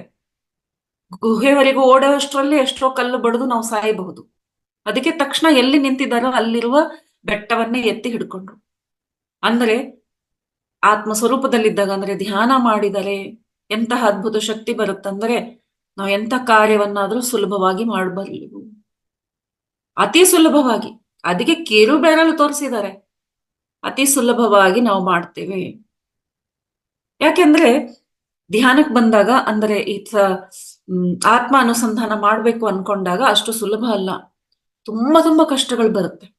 ಆದ್ರೆ ಆತ್ಮಾನುಸಂಧಾನ ಮಾಡ್ಬೇಕನ್ನುವ ಸಂಕಲ್ಪ ಯಾರಿಗೆ ಬರುತ್ತೆ ಅಂತಂದ್ರೆ, ಯಾರಿಗೆ ಲೋಕ ಕಲ್ಯಾಣ ಮಾಡ್ಬೇಕನ್ನೋ ಉದ್ದೇಶವಿದೆಯೋ ಅವರಿಗೆ ಮಾತ್ರ ಬರುತ್ತೆ. ಈಗ ನಾವು ಧ್ಯಾನ ಮಾಡ್ಕೊಂಡು ನಮ್ಮ ಮನೇಲಿ ನಾವು ಧ್ಯಾನ ಮಾಡಿದ್ರೆ ಆಯ್ತು ರೀ, ನಮ್ಗೆಲ್ಲ ಹೊರಗಡೆ ಎಲ್ಲ ಹೋಗ್ಲಿಕ್ಕೆ ಬೇಕಾಗಿಲ್ಲ ಅಂತ ನಾವ್ ಅನ್ಕೊಂಡ್ರೆ ಅದು ನಿಜವಾದ ಆತ್ಮಾನುಸಂಧಾನ ಅಲ್ಲವೇ ಅಲ್ಲ. ಹೀಗಾಗಿ ಮತ್ತೆ ಪತ್ರಿ ಸರ್ ನೆನಪು ಬರ್ತಾರೆ, ಧ್ಯಾನ ಕಲ್ತು ಕೂತ್ಕೋ, ಮನೇಲಿ ಕೂತ್ಕೋ ಅಂತ ಹೇಳಲಿಲ್ಲ ಅವರು. ಧ್ಯಾನ ಮಾಡು, ಧ್ಯಾನ ಕಲಿ, ಮತ್ತೆ ಕಲಿಸ್ಲಿಕ್ಕೆ ಶುರು ಮಾಡು. ಮನೆಯಲ್ಲಿದ್ದವ್ರಿಗೆ ಫಸ್ಟ್ ಯಾರನ್ನ ಭೇಟಿ ಆಗ್ತಾ ಇದೀಯ ಅಕ್ಕಪಕ್ಕದವ್ರಿಗೆ ಹೇಳ್ಕೊಡು, ಆಮೇಲೆ ಹೊರಗೆ ಹೋಗ್ಲಿಕ್ಕೆ ಶುರು ಮಾಡು, ಆಮೇಲೆ ದೇಶದಲ್ಲಿ ಎಲ್ಲ ಕಡೆಗೆ ಪ್ರಚಾರ ಮಾಡು, ಆಮೇಲೆ ವಿದೇಶದಲ್ಲೂ ಮಾಡು.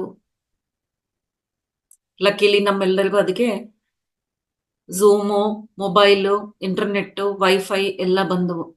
ಎಷ್ಟು ಸುಲಭ ಆಯಿತು.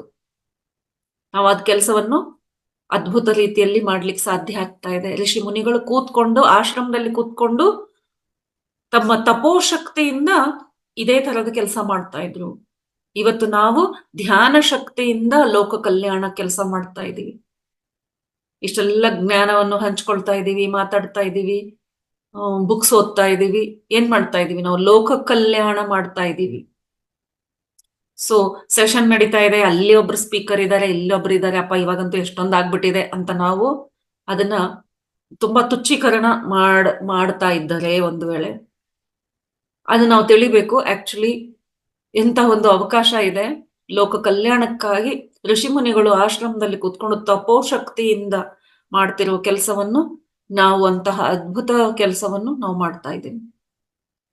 ಲೋಕ ಕಲ್ಯಾಣಕ್ಕೆ ಯಾವಾಗ ನಾವು ಏನೇ ಕೆಲಸ ಮಾಡಿದ್ರು, ಉದ್ದೇಶವಾಗಿದ್ದರು, ಆವಾಗ ನಮ್ಮ ಜೀವನದಲ್ಲಿ ಎಷ್ಟೋ ಕಷ್ಟಗಳು ಬರುತ್ತೆ. ಇಂದ್ರನಂತೆ ಎಷ್ಟೋ ದೇವತೆಗಳೇ ಇದ್ದಾರೆ ಕಷ್ಟ ಕೊಡ್ಲಿಕ್ಕೆ. ಆದ್ರೆ ಆಗ ನಮ್ಮ ಜೀವನದಲ್ಲಿ ಬರುವ ಪ್ರತಿಯೊಂದು ದೊಡ್ಡ ಸಂಕಟ ನಮ್ಗೆ ಕಿರುಬೆರಳಲ್ಲಿ ನಾವು ಎತ್ತಿ ಬಿಡ್ತೇವೆ. ಅದು ಒಂದು ಆತ್ಮ ಸ್ವರೂಪಿಯ ಶಕ್ತಿಯಾಗಿದೆ. ಪತ್ರಿ ಸರ್ ಜೀವನ ನೋಡಿದ್ರೆ, ಅವ್ರ ಜೀವನದಲ್ಲೂ ನೋಡಿ ಮೊದಲಿಗೆ ಎಷ್ಟು ಕಷ್ಟಗಳಿತ್ತು, ಅವ್ರು ಪಟ್ಟಿರುವ ಕಷ್ಟಗಳೆಲ್ಲರಿಗೂ ಗೊತ್ತು. ಅದೇ ರೀತಿ ಪ್ರತಿಯೊಬ್ಬ ಪಿರಮಿಡ್ ಮಾಸ್ಟರ್ ಜೀವನದಲ್ಲಿ ಏನೋ ಒಂದು ಕಷ್ಟ ಇರುತ್ತೆ. ಸ್ಪೆಷಲಿ ಯಾರು ಈ ತರ ಲೋಕ ಕಲ್ಯಾಣಕ್ಕೆ ದೊಡ್ಡ ಪ್ರಮಾಣದಲ್ಲಿ ಕೆಲಸ ಮಾಡ್ತಾ ಇರ್ತಾರೆ, ಪಿರಮಿಡ್ ಕಟ್ಲಿಕ್ಕಾಗ್ಲಿ, ದೂರ ದೂರ ದೇಶಗಳಿಗೆ ಹೋಗಿ ಧ್ಯಾನ ಪ್ರಚಾರ ಮಾಡ್ಲಿಕ್ಕಾಗ್ಲಿ ಹೋಗ್ತಾ ಇದ್ರೆ, ಅವರವರ ನಿಜ ಜೀವನದಲ್ಲಿ ನಿಜವಾಗ್ಲೂ ತುಂಬಾ ಕಷ್ಟಗಳಿರುತ್ತೆ. ಆದ್ರೆ ಅದರಿಂದ ಅವ್ರಿಗೆ ಏನು ನಷ್ಟ ಆಗಲ್ಲ. ಕಿರುಬೆರಳಲ್ಲಿ ಎತ್ತಿದಷ್ಟು ಸುಲಭವಾಗಿ ಎಲ್ಲವನ್ನು ಸಹಿಸ್ತಾ ಇಲ್ಲ ಅದನ್ನ ನಿಭಾಯಿಸ್ತಾ ಲೋಕ ಕಲ್ಯಾಣ ಕೆಲಸ ಮಾಡ್ತಾ ಇರ್ತಾರೆ. ಸೊ ಈ ಕಥೆಯ ಅಂತರರ್ಥ ಇನ್ನೂ ಸ್ವಲ್ಪ ಬೇರೆ ಇದೆ, ಹೇಳ್ತೀನಿ ರೀ. ಎಂತಹ ದೊಡ್ಡ ದೊಡ್ಡ ಪ್ರಾಜೆಕ್ಟ್ಸ್ ಆದ್ರೂ ಮಾಡಬಹುದು. ದೊಡ್ಡ ಪಿರಮಿಡ್ಸ್ ಕಟ್ಟುವಂತ ದೊಡ್ಡ ದೊಡ್ಡ ಪ್ರಾಜೆಕ್ಟ್ಸ್ ಅನ್ನ ಸಹ ಸುಲಭವಾಗಿ, ದುಡ್ಡಿದ್ದಿಲ್ಲ ಪತ್ರಿ ಸರ್ ಹತ್ರ, ಆದ್ರೂ ಅವರು ಪಿರಮಿಡ್ಸ್ಗಳನ್ನ ಕಟ್ಟಿಸಿದ್ರು, ವಿಶ್ವದಾದ್ಯಂತ ಧ್ಯಾನ ಪ್ರಚಾರ ಮಾಡಿದ್ರು. ಸೊ ಪತ್ರಿ ಸರೇ ಒಂದು ಸಾಕ್ಷಿ ಅಂತ ಹೇಳ್ತಾ ಇದ್ದಾರೆ. ಎಷ್ಟೇ ಕಷ್ಟ ಬಂದರೂ ಕಿರು ಬೆರಳಲ್ಲಿ ಕೃಷ್ಣನು ಗೋವರ್ಧನವನ್ನು ಎತ್ತಿದಂತೆ ಸುಲಭವಾಗಿ ಆ ಕಷ್ಟಗಳನ್ನು ಬಗೆಹರಿಸಿದರು. ಮುಂದೆ ನೋಡೋಣ. ಲಾಸ್ಟ್ ಕತೆ, ಲಾಸ್ಟ್ ಏನಿಲ್ಲ, ಇನ್ನೊಂದು ಮಾಡಬಹುದು. ಎರಡು ಮಾಡ್ತೇನೆ. ಕಂಸ, ಅವನನ್ನು ಮರಿಬಾರ್ದಲ್ಲ. ಭಾಗವತ ಓದಿದ್ಮೇಲೆ ಕಂಸನನ್ನು ಬಿಟ್ರೆ ಹೆಂಗೆ? ಹೀರೋ ಬಗ್ಗೆ ಮಾತಾಯ್ತು, ದೊಡ್ಡ ವಿಲನ್ ಯಾರಿದ್ರು ಆ ಸಮಯದಲ್ಲಿ ಅವ್ರದ್ದು. ಯಾಕೆಂದ್ರೆ ಕಂಸನಿಗಾಗಿನೇ ಕೃಷ್ಣ ಜನ್ಮ ತಗೊಂಡಿದ್ದ. ಸೊ ಯಾರು ಈ ಕಂಸ? ಸೋದರ ಮಾವ, ದ ಮೋಸ್ಟ್ ಕ್ಲೋಸೆಸ್ಟ್. ಸೋದರ ಮಾವ ಇಸ್ ಆಲ್ವೇಸ್ ತುಂಬಾ ಕ್ಲೋಸ್. ಅಮ್ಮನಿಗೆ ನೆಕ್ಸ್ಟ್ ಮಾಮ, ಮಾಸೆ ಬಡ ಮಾಮ ಅಂತ ಹೇಳ್ತಾರೆ ಹಿಂದಿಯಲ್ಲಿ. ಯಾಕಂದ್ರೆ 2 ಸರ್ತಿ ಮಾ ಬರುತ್ತೆ, ಅಷ್ಟು ಲವಿಂಗ್ ಅಂಡ್ ಕೇರಿಂಗ್ ಅಂತ. ಅಂತಹ ಮಾಮನೇ ಸಾಯಿಸ್ಬಿಟ್ಟ ಕೃಷ್ಣ. ಓ ಮೈ ಗಾಡ್. ದೇವ್ರು ಯಾರನ್ನು ಬಿಡಲ್ಲ. ಇಲ್ಲಿ ದೇವರಂದ್ರೆ ಯಾರು? ಆತ್ಮಸ್ವರೂಪಿ. ಆತ್ಮಸ್ವರೂಪಿ ಅಂದ್ರೆ ಯಾರು? ಯಾರು ಜ್ಞಾನವನ್ನು ಹೊಂದಿರ್ತಾರೋ ಅವರು. ಸೊ ರಾಕ್ಷಸ ಅಂದ್ರೆ ನಮ್ಗೆ ನೆನ್ನೆ ನೋಡಿದ್ವಿ, ರಾಕ್ಷಸ ಗುಣಗಳನ್ನು ತುಂಬಿರುವ ರಾಜನಾಗಿದ್ದ ಕಂಸ. ಅಂತಹ ಗುಣಗಳನ್ನು ತುಂಬಿದವರನ್ನ ನನ್ನವನು ಆಗಿ ನೋಡಬಾರ್ದು. ರಾಕ್ಷಸ ತತ್ವ ಇದ್ರೆ ಅದು ನನ್ನ ಮಾಮನೇ ಆಗಿರ್ಲಿ, ಅಕ್ಕನೇ ಆಗಿರ್ಲಿ, ತಮ್ಮನೇ ಆಗಿರ್ಲಿ. ಯಾಕೆ ಅಂದ್ರೆ ಆತ್ಮ ಸ್ವರೂಪದಲ್ಲಿ ಇದ್ದವನಿಗೆ ನನ್ನವನು ತನ್ನವನು ಅನ್ನೋ ಭಾವನೆನೇ ಇರಲ್ಲ. ಅವನಿಗೆ ಎಲ್ಲರೂ ಒಂದೇ, ಅವನು ಒನ್ನೆಸ್ ಅಲ್ಲಿ ಇರ್ತಾನೆ. ಅವನು ಇವ್ರು ನನ್ನವರು, ಹತ್ತಿರದ ಸಂಬಂಧಿ, ಇವ್ರಿಗೇನು ಕಷ್ಟ ಕೊಡಬಾರ್ದು, ಆ ತರದ ವಿಚಾರ ಬರಲ್ಲ. ಅವರಿಗೆ ಎಲ್ಲರೂ ಸಮ. ಯಾರು ತಪ್ಪು ಮಾಡಿದ್ರೆ ಅದನ್ನ ಶಿಕ್ಷಿಸ್ಲೇಬೇಕು. ಯಾಕೆಂದ್ರೆ ಇದು ಸಿಂಪಲ್ ಕಥೆ ಇದೆ. ಇದು ನನ್ನವರಾದರನು ಬಿಡಲ್ಲ, ಹಾಗೇನೆ ನನ್ನವರು ಮಾತ್ರ ನನ್ನವರು, ಬೇರೆಯವರಲ್ಲ ಅನ್ನೋ ಭಾವನೆ ಆತ್ಮಸ್ವರೂಪಿಗಳಿಗೆ ಬರಲ್ಲ. ಇದನ್ನ ನಿಜ ಜೀವನದಲ್ಲಿ ಯಾರಿಗೆ ಈ ಸಂದೇಶ ಹೋಗ್ತಾ ಇದೆ ಅಂದ್ರೆ, ನನ್ನವನು ನಾನು, ನನ್ಗೆ ಹೆಸರುಗಳು ಗೊತ್ತಿಲ್ಲ, ಕೆಲವೊಂದು ಪಂಗಡಗಳ ಜಾತಿನಲ್ಲಿ ಮತ್ತೆ ಪಂಗಡ ಇರುತ್ತೆ, ಅದಕ್ಕೆ ಆದ ಒಂದು ಹೆಸರು ಕೊಟ್ಟು ನಾನು ಬ್ರಾಹ್ಮಣ, ನಾನು ವಿಷ್ಣು ಭಕ್ತ, ನಾನು ಕೃಷ್ಣ ಭಕ್ತ, ನಾನು ಹನುಮಾನ್ ಭಕ್ತ, ಇಲ್ಲ ನಾನು ದೇವಿ ಭಕ್ತ, ನಾನು ದುರ್ಗಾ ಭಕ್ತ, ಆತರ ಎಲ್ಲ ಹೇಳುವವರು, ನೀನು ದೇವಿ ಭಕ್ತನಾ? ಓ ಬಾ, ನೀನು ನಾನು ಒಂದು. ನೀನ್ ಶಿವ ಭಕ್ತನಾ? ಇಲ್ಲ, ನಾನ್ ಶಿವ ಭಕ್ತ. ನೀನು ವಿಷ್ಣು ಭಕ್ತನಾ? ಏಯ್ ನಡಿಯೋ ಅಂತ ಅವ್ರ ಜೊತೆಲಿ ವಾದ ವಿವಾದಕ್ಕೆ ಕುತ್ಕೊಂಡ್ಬಿಡ್ತೀವಿ, ನಂದ್ ಹೆಚ್ಚು ನಿಂದ್ ಹೆಚ್ಚು ಅಂತ. ಅಂದ್ರೆ ನಮ್ಮಲ್ಲಿ ಒನ್ನೆಸ್ ಇಲ್ಲ. ಆದ್ರೆ ಅವ್ರು ಮಾಡುವ ಪೂಜೆ ಪುನಸ್ಕಾರಗಳು ಜೀವ ಕೊಡ್ತಾ ಇರ್ತಾರೆ. ಊಟ ಇಲ್ದೆ, ನೀರಿಲ್ದೆ, ಅಗ್ನಿ ಮೇಲೆ ನಡಿ ಅಂದ್ರೂ ನಡೆದ್ಬಿಡ್ತಾರೆ ತಮ್ಮ ದೇವರ ಹೆಸರಲ್ಲಿ, ಸಾಧನೆ ಮಾಡ್ತಾ ಇರ್ತಾರೆ. ಆದರೆ ಯಾವಾಗ ನಾನು ಬೇರೆಯವರನ್ನ ಬೇರೆ ಅಂತ ಮಾಡಿದ ತಕ್ಷಣ ನೀನು ನಿನ್ನ ಆ ಸ್ವರೂಪದಿಂದ ದೂರ ಆಗ್ಬಿಟ್ಟೆ. ಯಾವಾಗ ನೀನ್ ಬೇರೆ ನಾನ್ ಬೇರೆ ಭಾವನೆ ಬಂದ್ರೆ ಅದು ಇಷ್ಟನೇ ಆಗಲ್ಲ ಪ್ರಕೃತಿಗೆ. ಇದೇನಿದು ಪ್ರಾಣಿ, ಇದು ಮನುಷ್ಯ, ಇದು ಹೆಣ್ಣು, ಇದು ಗಂಡು, ಈ ಭೇದ ಮಾಡಿದರೆ. ಹಾಗೇನೆ ನಾನು ತುಂಬಾ ಪೂಜೆ ಮಾಡ್ತೀನಪ್ಪ, ನಾನು ಪೂಜೆ ಮಾಡ್ತೀನಿ, ಸ್ನಾನ ಇಲ್ಲದೆ ತಿಂಡಿ ತಿನ್ನಲ್ಲ, ಅಭಿಷೇಕ ಮಾಡದೆ ಪೂಜೆ ಮಾಡಲ್ಲ, ಡೈಲಿ ಹೊಸ ವಸ್ತ್ರ, ನನ್ನ ಕೃಷ್ಣನಿಗೆ ನಾನು ಡೈಲಿ ಹೊಸ ವಸ್ತ್ರ ಹಾಕ್ತೇನೆ, ನನಗೆ ಎಷ್ಟು ಇಷ್ಟ ಅಂದ್ರೆ ಅವ್ರ ಉಂಗುರ ಹಾಕ್ತೇನೆ, ಅವ್ನ ಟೀ ಶರ್ಟ್ ಮೇಲೆ ಅವನದೇ ಪ್ರಿಂಟ್ ಹಾಕೊಳ್ತೇನೆ, ನಮ್ಮ ಮನೆಯಲ್ಲೆಲ್ಲ ಅವ್ರದ್ದೇ ಫೋಟೋ ಇರುತ್ತೆ, ನಾನಷ್ಟು ಅಂತ ಹೇಳಿ. ಅಂದ್ರೆ ಕೃಷ್ಣ ನನ್ನವನು, ನಾನು ಕೃಷ್ಣನಿಗೆ ನೆಂಟನು ಅಂತ ಹೇಳ್ಕೊಂಡು, ಆದ್ರೆ ನೀವು ಬೇರೆ ವಿಷಯಗಳಿಗೆ ಅವಮಾನ ಮಾಡುವುದಾಗ್ಲಿ, ನೋವನ್ನುಂಟು ಮಾಡುವುದಾಗ್ಲಿ ಮಾಡಿದರೆ ನೀವು ರಾಕ್ಷಸರಲ್ವಾ? ಯಾರನ್ನ ನೋವು ಉಂಟು ಮಾಡ್ತೀವೋ ಅವರು ರಾಕ್ಷಸರು. ಸೊ ನೀವು ಕೃಷ್ಣನ ಕೊರಲಲ್ಲಿ ಹಾಕೊಂಡಿರ್ಬೋದು, ಲಾಕೆಟ್ ಹಾಕೊಂಡಿರ್ಬೋದು, ಉಂಗುರದಲ್ಲಿ ಹಾಕಿರ್ಬೋದು, ಡೈಲಿ ಪೂಜೆ ಮಾಡ್ತಿರ್ಬೋದು, ಮನೆ ತುಂಬಾ ಫೋಟೋ ಇರಬಹುದು, ದೇವಸ್ಥಾನದಲ್ಲೇ ಇಡೀ ದಿನ ಜೀವನನೇ ಕಳಿತಿರ್ಬಹುದು. ಆದ್ರೆ ನಿಮ್ಮಲ್ಲಿ ರಾಕ್ಷಸ ಇದ್ದರೆ ಆ ಕೃಷ್ಣನೇ ನಿನ್ನನ್ನು ಬಿಡಲ್ಲ. ಆ ಕೃಷ್ಣನೇ ತನ್ನ ಮಾವನನ್ನೇ ಸಂಹಾರ ಮಾಡಿದ ಹಾಗೆ, ನೀನು ನನ್ನವನು ಕೃಷ್ಣ, ನನ್ಗೇನು ಮಾಡಲ್ಲ, ನನ್ಗೆ ಏನಿದ್ರು ನನ್ ಕಾಪಾಡ್ತಾನೆ ಅಂತ ಅನ್ಕೊಂಡ್ರೆ ಆ ಕೃಷ್ಣನೇ ನಿನಗೆ ಫಸ್ಟ್ ಸಂಹಾರ ಮಾಡ್ತಾನೆ. ಯಾಕೆ ಅಂದ್ರೆ ಕೃಷ್ಣನಿಗೆ ಭೇದವಿಲ್ಲ, ಅಂದ್ರೆ ಆತ್ಮ ಸ್ವರೂಪದಲ್ಲಿ ಇರ್ತಾನೆ. ರಾಕ್ಷಸನಂತೆ ವರ್ತಿಸಿದರೆ ಸ್ವಯಂ ನಿನ್ನ ಮಾವನಾದರೂ ನಿನ್ನ ಅಳಿಯನಾದರೂ ಕೃಷ್ಣನು ನಿನ್ನನ್ನು ಸಾಯಿಸ್ತಾನೆ.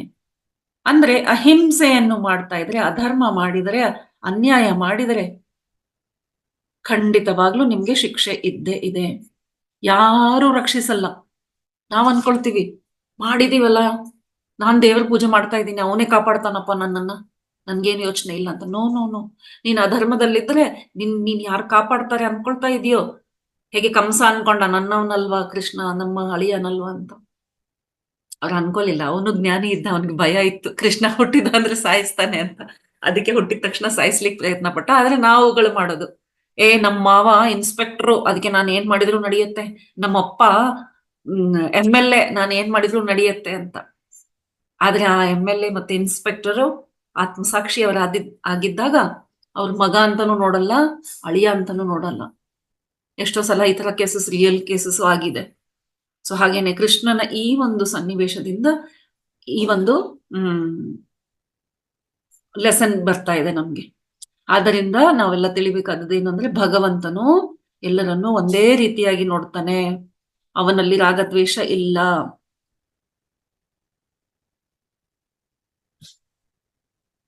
ಮತ್ತೆ ಒಂದು ಕತೆ ಮುಂದೆ ನೋಡೋಣ. ಓಕೆ, ಸೊ ಲಾಸ್ಟ್ ಕತೆ ಇವತ್ತಿಂದು, ನಮ್ಗೆ 10 ನಿಮಿಷ ಸಮಯ ಇರೋದ್ರಿಂದ ಅದ್ಭುತವಾದ ಇನ್ನೊಂದು ಕತೆ ಯಾವುದು ಅಂದ್ರೆ ಶಿಶುಪಾಲನ ಕತೆ. ನಮ್ಮೆಲ್ಲರಿಗೂ ಗೊತ್ತು ಶಿಶುಪಾಲನ ಕತೆ. ಯಾರಿಗೆ ಗೊತ್ತಿಲ್ವೋ ನಾನು ಹೇಳ್ತೇನೆ. ಶಿಶುಪಾಲ ಸಹ ಅವರ ರಿಲೇಟಿವೇ ಆಗಿರ್ತಾನೆ, ಸಂಬಂಧಿಕನೇ ಆಗಿದ್ದರು. ಅವನು ತುಂಬಾ ಆರೋಗೆಂಟ್, ತುಂಬಾ ಕ್ರೂರ ಅಂತ ಹೇಳಲ್ಲ, ಆರೋಗೆಂಟ್. ಒಂಥರ ಲೋಫರ್ ತರ, ಏನ್ ಮಾತಾಡೋದು ಗೊತ್ತಿಲ್ಲ, ಹೇಗಿರ್ಬೇಕು ಅನ್ನೋದು ಗೊತ್ತಿಲ್ಲ. ಸೊ ಕೃಷ್ಣ ಕಂಡ್ರೇನೆ ಆಗ್ತಾ ಇದ್ದಿಲ್ಲ ಅವನಿಗೆ. ಆದ್ರೆ ಕೃಷ್ಣ ಅವನ ಮೇಲೆ ಕೋಪಿಸ್ಕೊಳ್ಳಿಲ್ಲ. ಅವ್ರ ತಾಯಿನೂ ಕೇಳ್ಕೊಂಡ್ರು, ಪ್ಲೀಸ್ ಬಿಟ್ಬಿಡಪ್ಪ ಅವನ್ನ, ಹಂಗೆ ಅವನು ಅಂತ ನಾವ್ ಹೇಳ್ತೀವಲ್ವಾ, ಪ್ರೊಟೆಕ್ಷನ್ ಮಾಡ್ಲಿಕ್ಕೆ, ನಮ್ಮ ಮಗ ಹಿಂಗೆಪ್ಪ ತಿಳಿಯಲ್ಲ, ಸ್ವಲ್ಪ ಬಿಟ್ಬಿಡು, ಏನ್ ತಪ್ಪು ತಿಳ್ಕೊಳ್ಬೇಡ ಅಂತ. ಆದ್ರೆ ಕೃಷ್ಣ ಹೇಳ್ತಾನೆ, ಹಂಗೆ ಬಿಟ್ರೆ ಹೆಂಗೆ?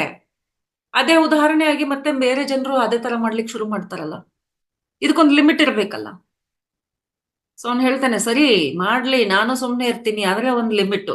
ಏನಂದ್ರೆ 100 ತಪ್ಪುಗಳು ಮಾಡುವವರೆಗೂ ನಾನು ಸುಮ್ಮನಿರ್ತೀನಿ ಅಂತ ಚಿಕ್ಕ ವಯಸ್ಸಿನಲ್ಲಿ ಮಾತು ಕೊಡ್ತಾನೆ ಕೃಷ್ಣ. ದೊಡ್ಡವನಾಗೋವರೆಗೂ ಸಂದರ್ಭ ಸಿಕ್ಕಾಗೆಲ್ಲ ಶಿಶುಪಾಲ ತುಂಬಾ ಇವರನ್ನ ನೋವು ಮಾಡೋದಾಗ್ಲಿ, ಅನ್ಯಾಯವಾಗಿ ಮಾತಾಡೋದಾಗ್ಲಿ ಮಾಡ್ತಾನೆ ಇರ್ತಾನೆ. ಸೊ ಕೃಷ್ಣ ಮಾತು ಕೊಡ್ತಾರೆ, 100ನೇ ತಪ್ಪಿಗೆ ನಾನು ಬಿಡಲ್ಲ. 100 ತಪ್ಪು ಮುಗೀತು, ನೆಕ್ಸ್ಟ್ ತಪ್ಪಾಯ್ತು ಅಂದ್ರೆ ನಾನು ಶಿಕ್ಷಿಸ್ತೇನೆ. ಅಂದ್ರೆ ಸೃಷ್ಟಿಯಲ್ಲಿ ಸಹ ಈ ನಿಯಮ ಇದೆ. ಕೃಷ್ಣ ಅಂದ್ರೆ ಯಾರು? ಆತ್ಮ. ಆತ್ಮ ಅಂದ್ರೆ ಸರಿಯಾಗಿ ಪೊಲೀಸ್ ತರ ಒಂದು ವಿಸಲು, ಒಂದು ಕೋಲ್ ಹಿಡ್ಕೊಂಡು ನಿಂತಿರಲ್ಲ. ತಪ್ಪು ಮಾಡಿದ ತಕ್ಷಣ ಟಂಗ್ ಅಂತ ಒಂದು ಏಟ್ ಹಾಕಲ್ಲ. ಪ್ರಕೃತಿಯು ಹೀಗೇನೆ ನಮ್ಗೆ ಅವಕಾಶ ಕೊಡುತ್ತೆ ತಿದ್ಕೊಳ್ಳಿಕ್ಕೆ. 100 ಅವಕಾಶ ಅಂದ್ರೆ ನಮಗೂ ಸಹ ಆ ತರದ ಅವಕಾಶ ಇರುತ್ತೆ.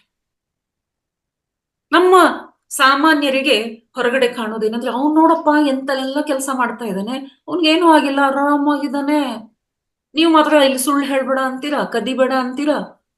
ಅವ್ನು ನೋಡು ಎಂತ ಲೂಟಿ, ಓಪನ್ ಆಗಿ ಲೂಟಿ ಮಾಡ್ತಾನೆ, ಮೋಸ ಮಾಡ್ತಾ ಇದ್ದಾನೆ, ಅವನ್ಗೇನ್ ಕಡಿಮೆ ಆಗಿದೆ ನೋಡು, ಕೋಟ್ಯಾಧೀಶ ಆಗ್ತಾ ಇದ್ದಾನೆ, ಎಂತೆಂತ ದೊಡ್ಡ ದೊಡ್ಡ ಬಂಗಲೆ, ಕಾರ್ಗಳಾಗಿದೆ, ನಾನು ಯಾಕೆ ನ್ಯಾಯವಾಗಿರ್ಬೇಕು ಅಂತ ನಾವು ಅಂತವ್ರನ್ನ ನೋಡಿ ಎಕ್ಸಾಂಪಲ್ ತಗೊಳಕ್ಕೆ ಪ್ರಯತ್ನ ಮಾಡ್ತಾ ಇರ್ತೀವಿ.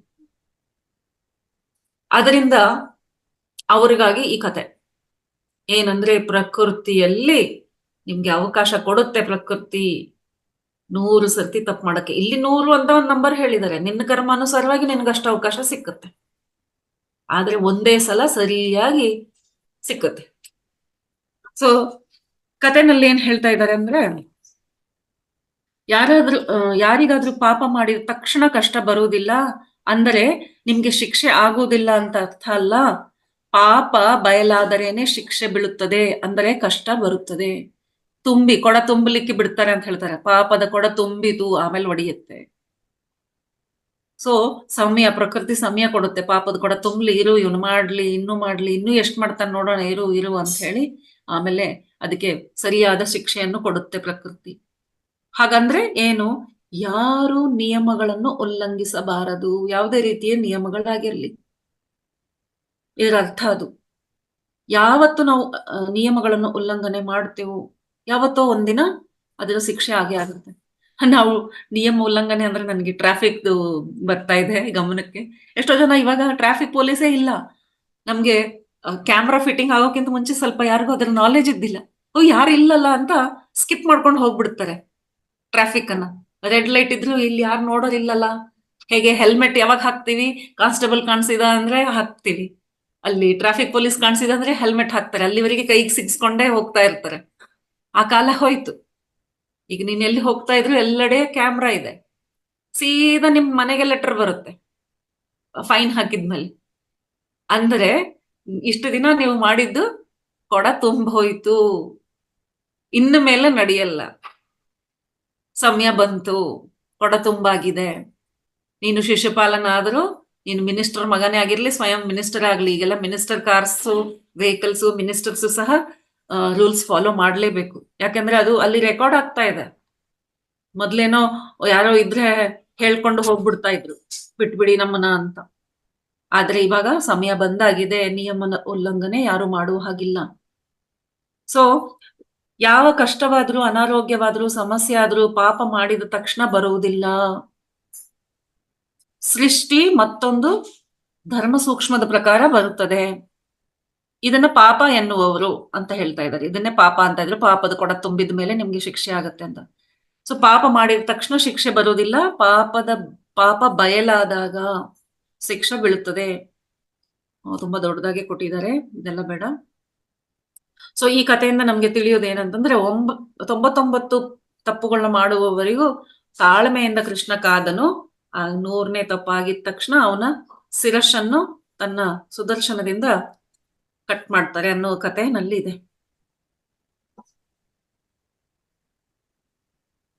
ಓಕೆ, ಓಹೋ, ಇನ್ನೂ ಇದೆ.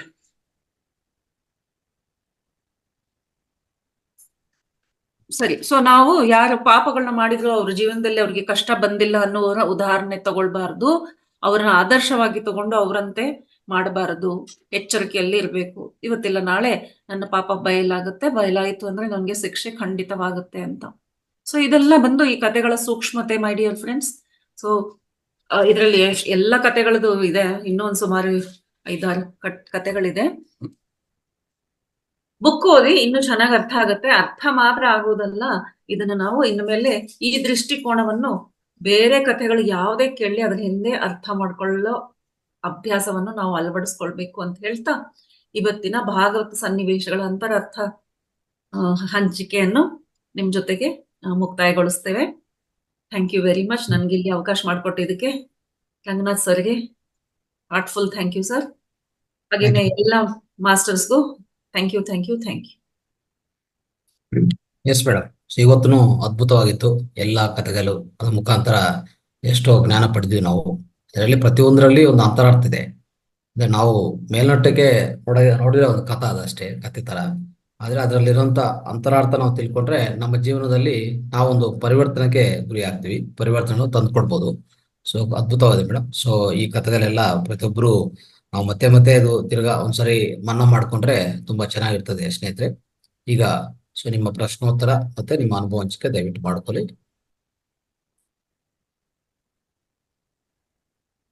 ಅಶ್ವಿನಿ ಅವರೇ, ಸ್ವಲ್ಪ ಅದು ಪ್ರಶ್ನೋತ್ತರ ಮತ್ತೆ ಅನುಭವ ಹಂಚಿಕೆ ನಡೆಸ್ಕೊಡಿ ದಯವಿಟ್ಟು. Okay sir. ನಮಸ್ತೆ ಮೇಡಮ್. ನಮಸ್ತೆ ಸರ್. ನಮಸ್ತೆ ಆಲ್ ಮಾಸ್ಟರ್ಸ್. ಮೇಡಮ್, ಭಾಗವತ ಸನ್ನಿವೇಶಗಳು ಇವತ್ತು ಭಾಗ 2 ಮುಂದುವರೆದ ಭಾಗವನ್ನು ನೀವು ತಿಳಿಸ್ಕೊಟ್ಟಿದ್ದೀರಾ. ಸಾಕಷ್ಟು ವಿಚಾರಗಳನ್ನ ನಾವು ತಿಳ್ಕೊಂಡಿದೀವಿ. ಹೇಳಿದ್ರಿ ರಾಸಲೀಲೆ. ಕೃಷ್ಣ ಅಂತಂದ್ರೆ ಆ ಕೃಷ್ಣ ಅನ್ನೋ ಹೆಸರು ಇಷ್ಟ ಆಗುತ್ತೆ. ಕೃಷ್ಣ ಅಂತಂದ್ರೆ ರಾಸಲೀಲೆ, ಮತ್ತೆ 16,000 ಗೋಪಿಕೆಯರಿದ್ರು, ಇದೆಲ್ಲ ಇಮೇಜ್ ಬರುತ್ತೆ. ಇದಲ್ಲದೇನೆ ಮತ್ತೊಂದಿದೆ ಅನ್ನೋದು ಒಂದು ಸಕಾರಾತ್ಮಕವಾಗಿ ತಿಳಿಸ್ಕೊಟ್ಟಿದ್ದೀರಾ. ಹಾಗೆ ಗೋಮಾತೆ ಬಗ್ಗೆ ನೀವು ಹೇಳಿದ್ರಿ.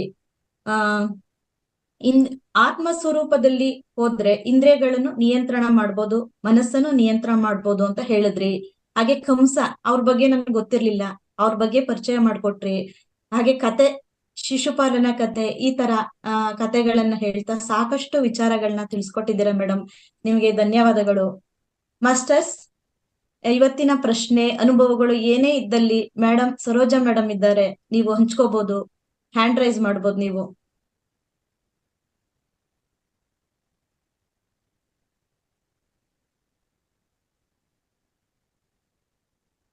ಏನೇ ಪ್ರಶ್ನೆ, ಏನೇ ಅನುಭವ, ಯಾವುದೇ ಧ್ಯಾನ ಅನುಭವ ಇದ್ದಲ್ಲಿ 1 ಮಾತುಗಳಲ್ಲಿ ನೀವು ಕೇವಲ 10 ನಿಮಿಷ ಕಾಲಾವಕಾಶ ಇರುತ್ತೆ. 1 ನಿಮಿಷ ತಗೊಂಡು ಮಾತಾಡ್ಬೋದು. ತ್ರಿವೇಣಿ ಮೇಡಮ್ ಮಾತಾಡಿ ಮೇಡಮ್.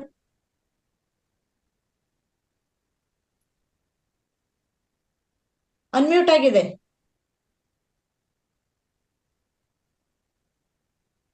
ಓಕೆ, ನಂದಾ ಮೇಡಮ್.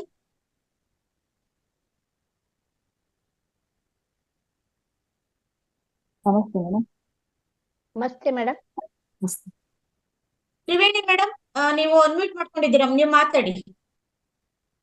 ನಮಸ್ತೆ ಮೇಡಮ್. ನಮಸ್ತೆ ಮಾ.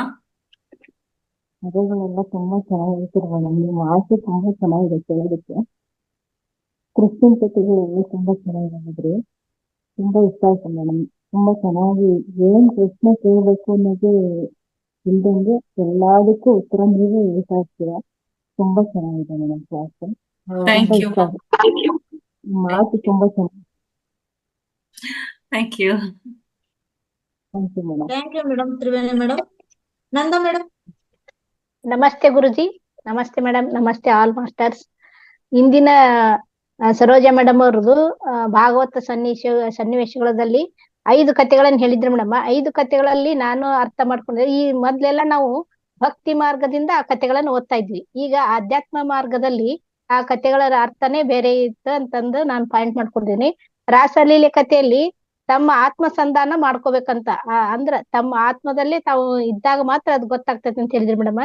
ನಂತರ ಗೋಪಾಲಂದು ಗೋವನ್ನ ಯಾಕೆ ನಾವು ಪೂಜೆ ಮಾಡ್ತೀವಿ ಅಂತಂದಾಗ, ಅದು ಆತ್ಮ ಸ್ವರೂಪದಲ್ಲಿ ನಮ್ಮ ಇಂದ್ರಿಯಗಳು ನಮ್ಮ ಹಿಡಿತದಲ್ಲಿ ಇರಬೇಕು, ಧ್ಯಾನದಿಂದ ಇಂದ್ರಿಯಗಳು ಹಿಡಿತದಲ್ಲಿ ಬರುತ್ತೆ ಅಂತ ಅನ್ನೋದು ಗೊತ್ತಾಯ್ತು ಮೇಡಮ್. ನಂತರ ಕಿರುಬೆರಳಿನಲ್ಲಿ ತಾವು ಪರ್ವತ ಎತ್ತಿದ್ದು ಕತೆ ಹೇಳಿದ್ರಿ. ಅದಕ್ಕ ನಮ್ಮಲ್ಲಿ ಎಂತ ಕಷ್ಟಗಳು ಬಂದಾಗ ಕೂಡ ನಾವು ಧ್ಯಾನದಲ್ಲಿ ಇದ್ದಾಗ ಕಿರುಬೆರಳಿನಲ್ಲಿ ಅಂದ್ರೆ ಕಿರುಬೆರಳಿಗೆ ಎಷ್ಟು ಇದೆಯಲ್ಲ ಅದರಲ್ಲಿ ನಾವು ಕಷ್ಟಗಳನ್ನು ಪರಿಹರಿಸ್ಕೋಬಹುದು ಅಂತ ಅನ್ನೋದು ತಿಳಿತ್ ಮೇಡಮ್. ನಂತರ ಕಂಸಂದು ಶಿಶುಪಾಲಂದು ಹೀಗೆ ತಾವು ಕತೆ ಹೇಳಿದ ನಾವ್ ಈಗ ಎಲ್ಲ ಭಕ್ತಿ ಮಾರ್ಗದಿಂದ ತಿಳ್ಕೊತಾ ಇದ್ವಿ. ಈಗ ಧ್ಯಾನ ಮಾರ್ಗದಿಂದ ಅವು ಅದರ ಅರ್ಥಗಳು ಬೇರೆ ಭಾವಾರ್ಥ ಹೇಳಿದ್ರು madam. Thank you madam.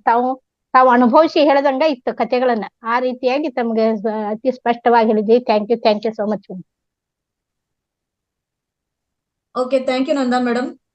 Masters ಯಾರಾದ್ರೂ ನಿಮ್ ಪ್ರಶ್ನೆ ಅನುಭವ ಏನಾದ್ರೂ ಇದ್ದಲ್ಲಿ ಹ್ಯಾಂಡ್ ರೈಸ್ ಮಾಡ್ಬೋದು, ಮಾತಾಡ್ಬೋದು. ಮೇಡಮ್ ಹೇಳಿದ್ರಿ ಸಂಚಿತ ಕರ್ಮ, ಪ್ರಾರಬ್ಧ ಕರ್ಮ, ಆಗಾಮಿ ಕರ್ಮ ಅಂತ ಇರುತ್ತೆ ಮೇಡಮ್. ಈಗ ನಾವು ಈ ಜನ್ಮದಲ್ಲಿ ಪಾಪ ಮಾಡ್ತೀವಿ, ಈ ಜನ್ಮದಲ್ಲೇ ಆಗುತ್ತಾ ಅಥವಾ ಹಿಂದಿನ ಜನ್ಮದು ನಮ್ಗೆ ಪಾಪ ಆಡ್ ಆಗುತ್ತಾ ಅನ್ನೋದೊಂದು ಕ್ವಶನ್ ಇತ್ತು ಮೇಡಮ್, ದಯವಿಟ್ಟು ತಿಳಿಸ್ಕೊಡಿ. ಮೊದಲನೇ ಮಾತು, ನಾವು ಕರ್ಮಗಳ ಬಗ್ಗೆ ಜಾಸ್ತಿ ಯೋಚನೆ ಮಾಡ್ಬಾರ್ದು.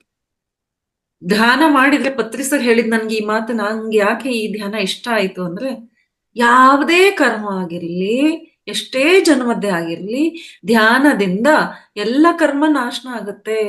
ಧ್ಯಾನಂ ಕರ್ಮ ದಗ್ಧಾನಾಮ್ ಅಂತ ಹೇಳಿದ ತಕ್ಷಣ ನಾನು I fell in love with Patri sir.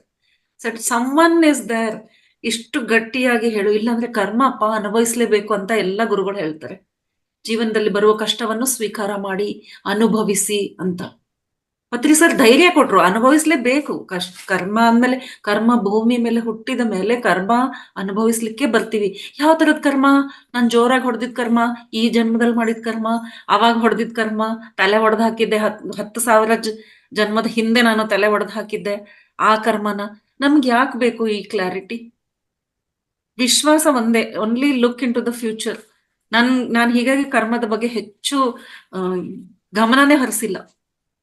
ಇರುತ್ತೆ, ಇರ್ಲಿ ಕರ್ಮ ತಿಳ್ಕೊಳ್ಬೇಕು ಅಂತ ಯಾರು ಪಾಸ್ಟ್ ಲೈಫ್ ರಿಗ್ರೆಷನ್ ಇದೆಲ್ಲ ಮಾಡಿ ಕರ್ಮ ತಿಳಿಬೇಕು ಅಂತ ಪ್ರಯತ್ನ ಪಡ್ತಾರಲ್ವಾ, ಭಯ ಆಗ್ಬಿಡುತ್ತೆ ನಿಮ್ಗೆ. ನಮ್ಮಲ್ಲಿ ಅಷ್ಟು ಶಕ್ತಿ ಇಲ್ಲ ನಮ್ಮ ಕರ್ಮಗಳನ್ನು ನೋಡ್ಕೊಳ್ಳೋಷ್ಟು, ತಿಳ್ಕೊಳ್ಳೋಷ್ಟು. ತಿಳಿದ್ರೆ ನಾನು ಏನೆಲ್ಲ ಮಾಡಿ ಬಂದಿದ್ದೀನಿ ಅಂತ ಗೊತ್ತಾಗ್ಬಿಟ್ರೆ ಎಷ್ಟೋ ಜನ ಭಯ ಬಿದ್ದು they have gone into some other state. ಅದಕ್ಕೆ ನಮ್ಗೆ ಬೇಡ, ತಿಳ್ಕೊಳ್ಳೋದೇ ಬೇಡ. ಕರ್ಮ ಇದ್ದಿದ್ದಕ್ಕೆ ನಾನು ಹುಟ್ಟಿದೀನಿ, ಇರ್ಲಿಲ್ಲ ಅಂದ್ರೆ ನಾವು ಹುಟ್ಟಲ್ಲ. ಕರ್ಮದ ಒಂದು ಚಕ್ರದಿಂದ ನಾವು ಹೊರ ಬರುವುದಂದ್ರೆ ನಮ್ಗೆ ಮುಕ್ತಿ ಸಿಗುವುದು. Will go to some other dimension, ಅಲ್ಲಿ ಡಿಫ್ರೆಂಟ್ ಲೆವೆಲ್ ಆಫ್ ಮತ್ತೆ ಬೇರೆ ಮಾಡ್ಲಿಕ್ಕೆ. ಸೊ ಕರ್ಮದ ಬಗ್ಗೆ ನಾನು ಯಾಕೆ ಇದು ಮಾಡಲ್ಲ ಅಂದ್ರೆ, ಆ ಕಾನ್ಸೆಪ್ಟ್ ಇಂದ ಹೊರಗೆ ಬರೋಣ. ನಾನು ಕರ್ಮವನ್ನು ದಾಟಬಲ್ಲೆ ಅನ್ನೋದೊಂದು ಮಾತ್ರ ನಾವು ಇಟ್ಕೊಳ್ಳೋಣ. ಪತ್ರಿ ಸರ್ ಪ್ರಾಮಿಸ್ ಮಾಡಿದ್ದಾರೆ, ಈ ಧ್ಯಾನ ಮಾಡಿದ್ರೆ ನಿಮ್ದು ಎಂತ ಕರ್ಮ ಆದ್ರೂ ಈ ಜನ್ಮದಲ್ಲೇ ನೀವು ಎನ್ಲೈಟ್ಮೆಂಟ್ ಆಗ್ತೀರಾ. ಈ ಜನ್ಮದಲ್ಲೇ ಎನ್ಲೈಟ್ಮೆಂಟ್ ಅಂದ್ರೆ ಎಂತ ಕರ್ಮ ಆಗಿದ್ರು ಅದನ್ನ ಕಳಿಬಹುದು. ಮಾಡಿರುವ ಕರ್ಮದ ಬಗ್ಗೆ ಚರ್ಚೆ ಮಾಡಿ ನಾವು ನನ್ನ ಎನರ್ಜಿಯನ್ನು ವೇಸ್ಟ್ ಮಾಡೋದು ಬೇಕಿಲ್ಲ ಅಂತ ನನ್ನ ಒಂದು ಉದ್ದೇಶ ಆಗಿದ್ದು. ಮತ್ತೆ ಹೀಗಾಗಿ ನಾನು ಕರ್ಮದ ನಾಲೆಜ್ ಅನ್ನ ಇಟ್ಕೊಳಕ್ಕೆ ಹೋಗಿಲ್ಲ, ಇರುತ್ತೆ. So I am not fit to answer that question also. ನಾನು ಹೆಚ್ಚಿನ ನಾಲೆಜ್ ಇಟ್ಕೊಳಕ್ಕೆ ಹೋಗಿಲ್ಲ, ಎಲ್ಲ ವಿಷಯದಲ್ಲೂ ತಿಳ್ಕೊಂಡಿದ್ದೀನಿ. ಈ ಒಂದು ವಿಷಯ ಬೇಡ, ಈ ಜನ್ಮದ ಕರ್ಮ, ಜನ್ಮದ ಕರ್ಮ ಸಂಚಿತ ಮಾಡಿದೀನಾ ಇಲ್ವಾ, ಬೇಡವೇ ಬೇಡ ಅಂತ. So I am sorry sir, ಆದ್ರೆ ಹೇಳ್ಬೋದೇನೋ ಸರ್ಗೆ, sir that. No problem. Yeah, and ನಾನು ಕೇಳ್ಬೇಕಂತ ಇದ್ದೆ, ನಮ್ಮ ಗ್ರೂಪ್ ಅಲ್ಲಿ ತುಂಬಾ ಜನ ಸೇರಿದ್ದಾರೆ. ಆಲ್ಮೋಸ್ಟ್ 80 to 90 ಪೀಪಲ್ ಸೇರಿದ್ರು ಸೆಷನ್ ಶುರು ಆಗಿದ್ದಾಗ. ಲೇಡೀಸ್ ಮಾತ್ರನೇ ಮುಂದ್ ಬಂದು ಮಾತಾಡ್ತಾ ಇದ್ದಾರೆ. ಯಾಕೆ? ಯಾರು ಜೆಂಟ್ಸ್ ಒಂದು ಪ್ರಶ್ನೆ ಆಗ್ಲಿ, ಅನುಭವ ಹಂಚಿಕೆ ಆಗ್ಲಿ ನಡೀತಾ ಇಲ್ಲ. ಸೊ ಐ ವುಡ್ ಲೈಕ್ ಯಾರಾದ್ರೂ ಬೇರೆ ಹೊಸಬ್ರು ಸಹ ಇಲ್ಲಿ ಕಮ್ಯುನಿಕೇಟ್ ಮಾಡಿದ್ರೆ ಖುಷಿ ಆಗುತ್ತೆ, ಇಂಟ್ರಾಕ್ಷನ್ ಆಗಿರ್ಬೇಕು. ಸೊ ದಯವಿಟ್ಟು ಯಾರು ಅವೈಲೇಬಲ್ ಇದ್ದೀರೋ ಕ್ಯಾಮ್ರಾ ಆನ್ ಮಾಡ್ಕೊಂಡು ನಿಮ್ಮ ಅನುಭವಗಳನ್ನ ಹೇಳಿ. ಎಸ್ ಮೇಡಮ್, ನಾನು ಹೇಳೋ ಪ್ರಕಾರ ಮೇಡಮ್, ಪ್ರತಿನಿತ್ಯನೂ ಒಳ್ಳೆ ಜ್ಞಾನ ಪಡಿತಾ ಇದ್ದೀವಿ. ಆದ್ರೆ ಜ್ಞಾನ ತುಂಬಾ ಸಿಕ್ಕಿದೆ, ಯಾವ ಪ್ರಶ್ನೆನೂ ಇಲ್ಲ ಅನ್ನೋದೊಂದು ಬರುತ್ತೇನೋ ಅಂತ ನನ್ ಭಾವನೆ ಅಂತ ಅನ್ಸುತ್ತೆ. ನಾನು ಟೀಚರ್, Yes, ಅರ್ಥ ma'am. ಆಗಿಲ್ಲ ಅಂದ್ರೆ ಕ್ವಶನ್ ಬರಲ್ಲ ಅಂತ ಹೇಳ್ತೀನಿ ನಾನು ಉಲ್ಟಾ. ಗಮನ ಕೊಟ್ಟು ಕೇಳಿದಾಗ ಕ್ಲಾಸ್ ಅಟೆಂಡ್ ಮಾಡಿದ್ರೆ ಡೌಟ್ಸ್ ಬಂದೇ ಬರುತ್ತೆ. ಅದು ಸ್ಟೂಡೆಂಟ್ ಲಕ್ಷಣ. ಸೊ ಸುಮ್ನೆ ಒಂದು ರೇಡಿಯೋ ಪ್ರೋಗ್ರಾಮ್ ತರ ಕೇಳ್ತಾ ಇದ್ರೆ ಡೌಟ್ಸ್ ಬರಲ್ಲ. ಕುತ್ಕೊಂಡು ನಿಜವಾಗ್ಲೂ ಕಂಪ್ಲೀಟ್ಲಿ ಅಟೆಂಟಿವ್ ಆಗಿ ಕೇಳಿದ್ರೆ ಏನ್ ಹೇಳಿದ್ರು, ಇದು ಯಾಕೆ ಹೇಳಿದ್ರು ಹಿಂಗೆ, ಇದ್ರ ಅರ್ಥ ಏನು ಅಂತ ಡೌಟ್ ಬರುತ್ತೆ. Yes, sir, madam. Renuka madam ಹೇಳಿದ್ದು ಕ್ವಶನ್ಗೆ ನೀವು ಆನ್ಸರ್ ಮಾಡಿ, ನನಗೂ ಅದು ಆನ್ಸರ್ ಸಿಕ್ಕುತ್ತೆ. ಅದೇ ಸಂಚಿತ ಕರ್ಮ, ಆಗಾಮಿ ಕರ್ಮ, ಪ್ರಾರಬ್ಧ ಕರ್ಮ. ಅಂದ್ರೆ ನಾವು ಇಂದಿನ ಜನ್ಮಗಳಲ್ಲಿ ಎಷ್ಟೋ ಜನ್ಮಗಳು ಪಡೆದಿರ್ತೀವಿ. ಅವೆಲ್ಲಾನು ಸಂಚಿತ ಕರ್ಮಗಳಿಗೆ ಲೆಕ್ಕ ಬರುತ್ತೆ. ಅದೆಲ್ಲಾನು ಅವುಗಳನ್ನು ಏನಾಗ್ತದೆ ಅಂದ್ರೆ ಒಂದು 20% ಅನುಭವಿಸಕ್ಕೆ ಕೊಡ್ತಾರೆ ಈ ಜನ್ಮದಲ್ಲಿ. ಎಲ್ಲ ಕೊಡಲ್ಲ. ಎಲ್ಲ ಕೊಟ್ರೆ ನಮ್ಮ ದೇಹ ತಡ್ಕೊಳಕ್ ಸಾಧ್ಯವಿಲ್ಲ. ಪ್ರತಿ ಜನ್ಮದಲ್ಲಿ ಒಂದು 20% ನಾವು ತಗೊಂಡ್ ಬರ್ತೀವಿ. ಅವನು ಪೂರ್ತಿ ಕಲ್ಸ್ಕೊಂಡು ಅದನ್ನು ಎಲ್ಲ ಅನುಭವಿಸಿ ಮತ್ತೆ ಆದ್ರೆ ಅದೇನಾದ್ರೂ ನಾವು ಈ ಜನ್ಮದಲ್ಲಿ ಮತ್ತೆ ಕರ್ಮಗಳು ಅಂದ್ರೆ ಆ 20% ಕರ್ಮಗಳು ಈ ಜನ್ಮದಲ್ಲಿ ಏನು ಅನುಭವಿಸ್ತೀವೋ ಅವುಗಳನ್ನ ಏನ್ ಹೇಳ್ತಾ ಇದ್ರೆ ಪ್ರಾರಬ್ಧ ಕರ್ಮಗಳು ಅಂತ ಹೇಳ್ತೀವಿ. ಖಂಡಿತವಾಗಿ ಅನುಭವಿಸ್ಲೇಬೇಕು ಅಂತ ಹೇಳ್ತಾರೆ. ಅಂದ್ರೆ ಇರೋದು ಸಂಚಿತ ಕರ್ಮ ಅಂದ್ರೆ ಬ್ಯಾಗೇಜ್ ಅಂತೂ ಇದೆ, ಈಗಾಗಲೇ ಇದೆ, ಯಾವಾಗ್ಲೂ ಇರ್ತದೆ ಅದು. ಅಂದ್ರೆ ಕೊನೆ ಕರ್ಮಚಕ್ರ ಈ ಜನ್ಮ ಚಕ್ರದಿಂದ ಆಚೆ ಕಡೆ ಹೋಗೋಂತವರೆಗೂ ಅದು ಖಂಡಿತವಾಗಿರುತ್ತೆ. ಈಗ ಮೇಡಮ್ ಹೇಳಿದ್ರಲ್ಲ, ಜ್ಞಾನಾಗ್ನಿ ದಗ್ಧ ಕರ್ಮಾಣಿ ಅಂತ. ಯಾವ ಜನ್ಮದಲ್ಲಿ ನೀವು ಪೂರ್ತಿ ಜ್ಞಾನ ಪಡಿತೀರೋ, ಅದೇ ಎನ್ಲೈಟ್ಮೆಂಟ್ ಆಗುತ್ತೋ, ಆವಾಗ ನಿಮ್ಮ ಪೂರ್ತಿ ಕರ್ಮಗಳೆಲ್ಲ ದಗ್ಧವಾಗತ್ತೆ. ಅವಾಗ ಜೀರೋ ಕರ್ಮದಿಂದ ನೀವು ಆಚೆ ಕಡೆ, ಈ ಕರ್ಮ ಚಕ್ರದಿಂದ ಆಚೆ ಕಡೆ ಹೋಗ್ತೀರಿ. ಜನ್ಮ ಚಕ್ರದಿಂದ ಆಚೆ ಕಡೆ ಹೋದ್ರೆ ಅದು ಅದು ನಾವೇನ್ ಹೇಳ್ತೀವಿ ಅಂದ್ರೆ ಸಮಾಧಿ ಸ್ಥಿತಿ, ಇಲ್ಲ ಒಂದು ಅತ್ಯಂತ ಸ್ಥಿತಿ, ಅಂದ್ರೆ ಕೊನೆಯ ಸ್ಥಿತಿ ಅಂತ ಹೇಳ್ತೀವಿ ನಾವು. ಸೊ ಅಂದ್ರೆ ಮತ್ತೆ ಜನ್ಮ ಪಡೆಯೋದೇನು ಬೇಕಾಗಿಲ್ಲ. ಅದಕ್ಕೋಸ್ಕರ ಸಂಚಿತ ಕರ್ಮ ಎಷ್ಟೇ ಇರಲಿ, ಮೇಡಮ್ ಹೇಳಿದ ಪ್ರಕಾರ ಜ್ಞಾನವನ್ನು ಹೆಚ್ಚು ಮಾಡ್ಕೊಂತ ಹೋಗೋಣ, ಧ್ಯಾನವನ್ನು ಹೆಚ್ಚು ಮಾಡ್ಕೊಂತ ಹೋಗೋಣ, ಅದೆಲ್ಲನೂ ದಗ್ಧವಾಗತ್ತೆ. ಆದ್ರೆ ನಿಮ್ಗೆ ಅರ್ಥ ಮಾಡ್ಕೊಳಕ್ಕೆ ಹೇಳ್ಬೇಕಂದ್ರೆ ಸಂಚಿತ ಕರ್ಮಗಳು ನಮ್ಮ ಹಿಂದಿನ ಜನ್ಮ ಕರ್ಮಗಳು. ಅದರಲ್ಲಿ 20% ತಗೊಂಡು ಬಂದು ಈ ಜನ್ಮದಲ್ಲಿ ಅನುಭವಿಸುವಂಥದ್ದು ಪ್ರಾರಬ್ಧ ಕರ್ಮಗಳು. ಮತ್ತೆ ಈ ಜನ್ಮದಲ್ಲಿ ಮತ್ತೆ ಮಾಡ್ತಾ ಇರುವಂತ ಕರ್ಮಗಳೆಲ್ಲ ಆಗಾಮಿ ಕರ್ಮಗಳು. ಈ ಆಗಾಮಿ ಕರ್ಮಗಳು ಮತ್ತೆ ಸಂಚಿತ ಕರ್ಮಗಳ ಒಳಗಡೆ ಸೇರ್ತದೆ. ಅದು ಮುಂದಿನ ಜನ್ಮದಲ್ಲಿ ಮತ್ತೆ ಅನುಭವಿಸ್ಬೇಕಾಗತ್ತೆ. ಇದು ಸ್ವಲ್ಪ ಸ್ವಲ್ಪ ಮಟ್ಟಿಗೆ ನಿಮ್ಗೆ ವಿಷಯ ಅಂದ್ರೆ ಒಂದು ವಿವರಣೆ ಅಷ್ಟೇ ಇದು. Okay, thank you sir. Okay, thank you sir. Shobha Patil madam ಮಾತಾಡಿ.